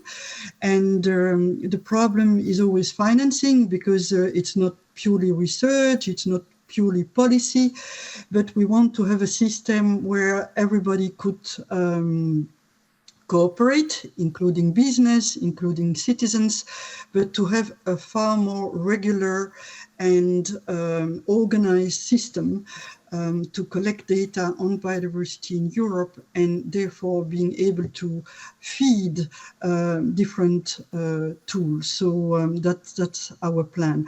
I had a question, but maybe it's a bit it's a bit strange. But I was always wondering why accounting seems to be so much in the hands of Dutch and Flemish people in Europe. So I don't know why, but I think there is also a problem of geographic coverage and interest. So maybe we should also reach out in other parts of Europe. Thank you. I would like to respond to that, because I feel also, again, I would say that doesn't do justice onto all the efforts made in the other countries in the MAIA project, and Spain and Estonia and Norway and many other countries. They have really produced data sets that are, on par with what we have in the Netherlands, I would say. So I think that is too quick to say that. So I would like to make that short intervention. Yeah. Patrick, another Dutchman. Yeah, thank you. No, but I agree with Lars. I see tremendous results from other countries, and also sometimes better than us. I mean, we were early with some accounts, but there's still a lot of holes in it. So, yeah. Okay, but national accounts, nobody uses them. Yeah, not directly, but they're, as explained also by Lars, that they're the basic building blocks for a lot of applications. It's GDP can compute for it, but also things like footprints. So our dependency or the whole chain effects on carbon emissions from what we import. So it's really an invaluable tool. So not directly, but mostly indirectly. And that brings me also on businesses were being mentioned. That our accounts do not really serve the businesses, and one of the reasons for that is, of course, that in ecosystem accounting that focus on territories, and then for the businesses there's this whole other chain, this other framework, the Natural Capital Protocol, which focuses on the dependency of enterprises on natural capital, but also on the impact of their activities on natural capital, and of course we should. Close the gaps between these two frameworks and see where they can strengthen each other. And that brings me to the next topic here, systems analysis. I think it was Christian who gave this quote of the Norwegian vice president with calls for that small steps are not sufficient anymore. We need systematic change, and I agree with that. But then we also should have a system analysis to support system-wide transitions. Yeah, so you need information on the whole causal chain of our current unsustainable use of natural resources and how we can change that towards more sustainable use. And so the connection between all kinds of elements in that logic chain have to be linked together, and we need data on that. And I think we have it already. And I think the magic word is what was also dropped by Rob, the DAPSER framework, because there you have a whole logic chain linking socio-economic drivers. For instance, what Joachim mentioned, the depopulation of parts of Europe, or the need for real estate space for recreational cabins in Norway. So these are societal drivers, and that these leading to activities on which we have a lot of information from the national accounts, by the way. So there's another field of application. And these activities, they exert a pressure on the environment. We have information on that, not in the ecosystem accounts yet, but already in the sensor framework. We have the air emission accounts, we have water emissions accounts, and so on. The next letter is then the state change, but that is part of the ecosystem account. S is partly, next letter, the impact, that these are the ecosystem services, or the decline in that, but also the more societal impacts, changes in welfare, which are increasingly being used in beyond GDP like frameworks, for which we also apply our natural capital accounts, and those then can lead to a response by society in policy. These were the actions which were mentioned by Christian earlier, for which I also said we should also record information on that.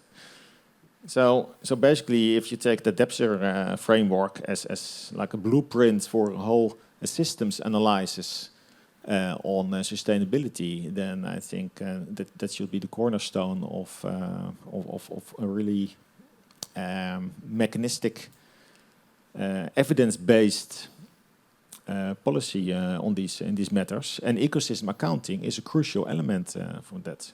It will not cover the whole chain, but we have these other frameworks covering that. But that will be, I think, one of the most important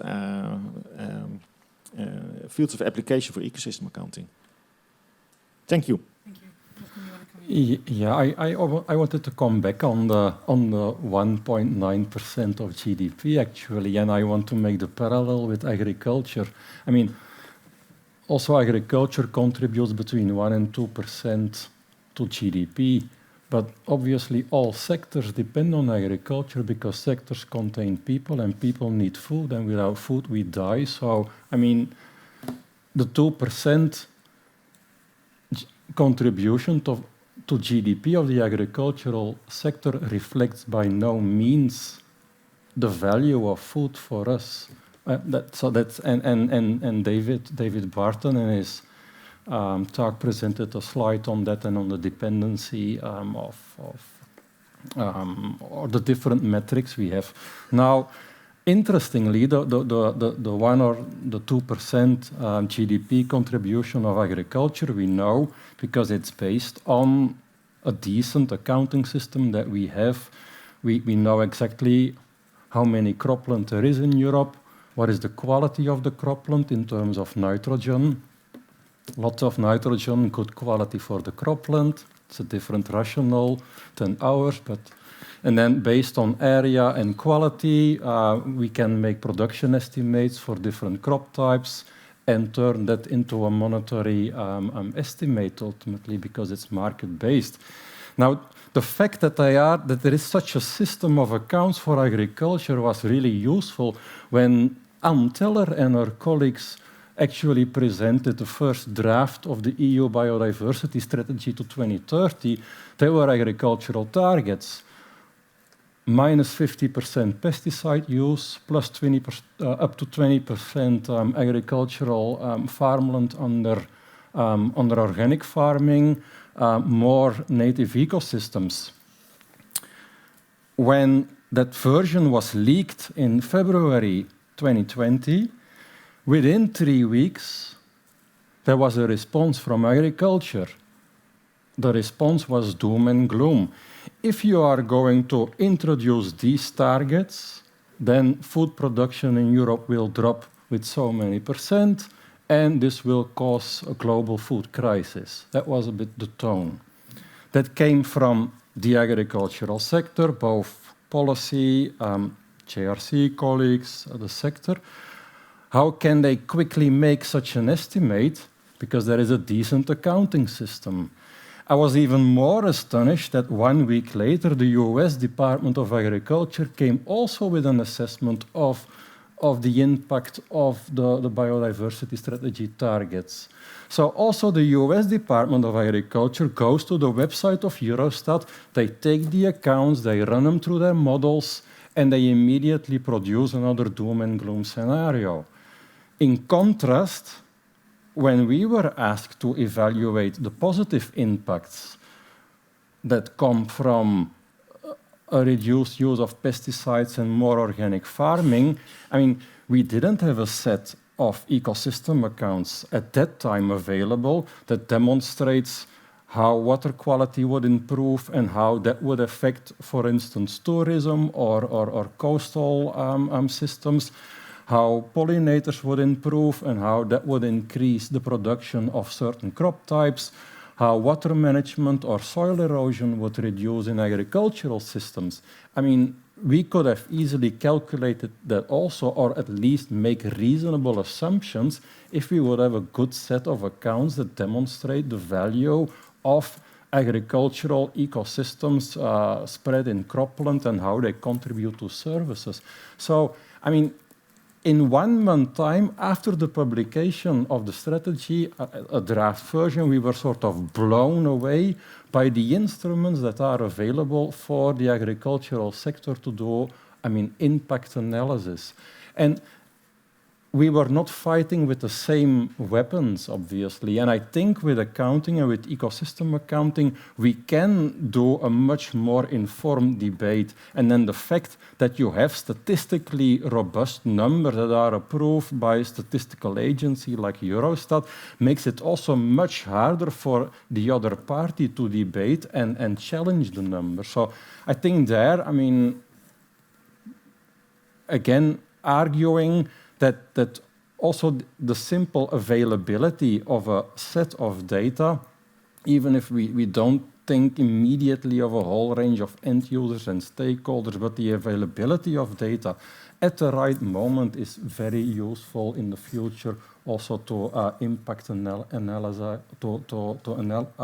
analyze the impact of future policies. Thanks. Great, and Christian wants to respond. Yeah, I thought that was a very interesting point and a very good case. Obviously, food is more important than the percentage of GDP would indicate. I mean, if food becomes scarce, you would easily swap your car for a piece of bread if you need it, even though the value in a normal situation is very different. But a question would be, isn't it so that because agriculture has such a low percentage of GDP, and people know this, so then we tend to think that, well, agriculture is not so important. Who are you asking that question to? Yeah. No, I don't know. We are misled by the valuing. I don't know. Do we? Yeah, possibly. I don't know. I'm not an economist. I'm just asking. Sorry, we do have an economist in the audience. Is not important. Yeah, many people think so. We can just, get rid of the farmers and have wildlife back. Every economist know that sectoral values. Quantity of a good multiplied with the price does not say anything about the welfare value of that. Nothing, nothing. These values can down at the welfare go up by this development. That's no problem, it's normal. That's the normal situation of biomass production, for instance, for food production, going up, and that helps us to make that make us more wealthy, for we can invest then our working time for other things to make us more welfare. So what we have to communicate more intensively is that these numbers do not matter. But there is something that matters, and that may puzzle many of us. What matters is the change of GDP and the contribution of these sectoral developments to the change of GDP. And this is also something we can express, but I fear, as though very intelligent persons have read about this, we still have to discuss a little bit more about these things in the future. Thanks. Great, thank you. We kind of need to start wrapping up, actually. It's 5:30. Sorry, 5:29. Does anyone else, before we shut, does anyone on the panel want to say any last words of wisdom or thoughts? Lars. Sorry. Yes, because I'm the coordinator, so I take my my privileged position here and say a few closing words. I think. Famous last words. Well, you have to wait to see, and then I'll ask you for your ranking, and maybe your expectations are low, given that I'm an accountant. That's right. So I think it's important to acknowledge that we made and to kind of appreciate ourselves that we made such great progress, right, with the MAIA project. And I think it's noteworthy that all the countries that participated really managed to advance a lot, and all the countries produce more than was in the description of activities of a project. So I think it's this must be rare, that all of us do more than what we were asked to do. And I think that reflects the general interest that we had in making this project a success. And if I look at everything that we achieved, I'm personally, at a personal level, I'm always getting sentimental. If you look at Greece, Greece has 3 times the biodiversity of the Netherlands, and Greece has produced the biodiversity accounts that are world-class. In my perspective, it's really wonderful work. If you look at Czech Republic, Czech has done hydrological modeling, has done economic analysis of hydrological ecosystem service, some other services. The work has been wonderful, and I've been learning all the time from the Czech team how they were addressing these challenges. Finland has used 170,000 data points for the marine accounts I just learned today. So that would be 169,900 data points more than we have in the Netherlands. So again, I think this really reflects all the work that has been done. Germany and Spain managed to produce all these ecosystem accounts at a national level. Norway worked at municipal level. There's now great ambitions to scale up in Norway as well, which I think would really make a difference for all of us, if in an Arctic ecosystem you could also produce ecosystem accounts with the level of detail that you now already have in Oslo municipality. So I think all of us, and I'm sorry that I'm forgetting, Bulgaria also. I was in Bulgaria to talk to the Bulgarian team. I was deeply impressed with the progress made. One of the things that wasn't discussed here was the linkages between the partners in MAIA and the ministries. So the data from MAIA was directly used for the UNFCCC reporting of Bulgaria. I think that's exactly what we intended to do with a project to produce accounts and to link accounts to all kind of policy processes. And the biodiversity accounts for Bulgaria that you were making, I think they're also really interesting. They were not so much covered in the presentation of Bojan because of time, but when you showed them to me in Varna, I was thinking, this is wonderful. And you really have a fantastic new overview now of how biodiversity changed in Bulgaria.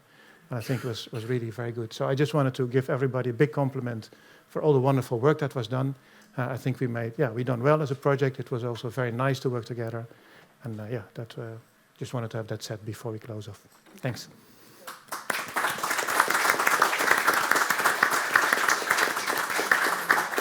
So that's it. That's the end of the meeting. And I'm looking at our host.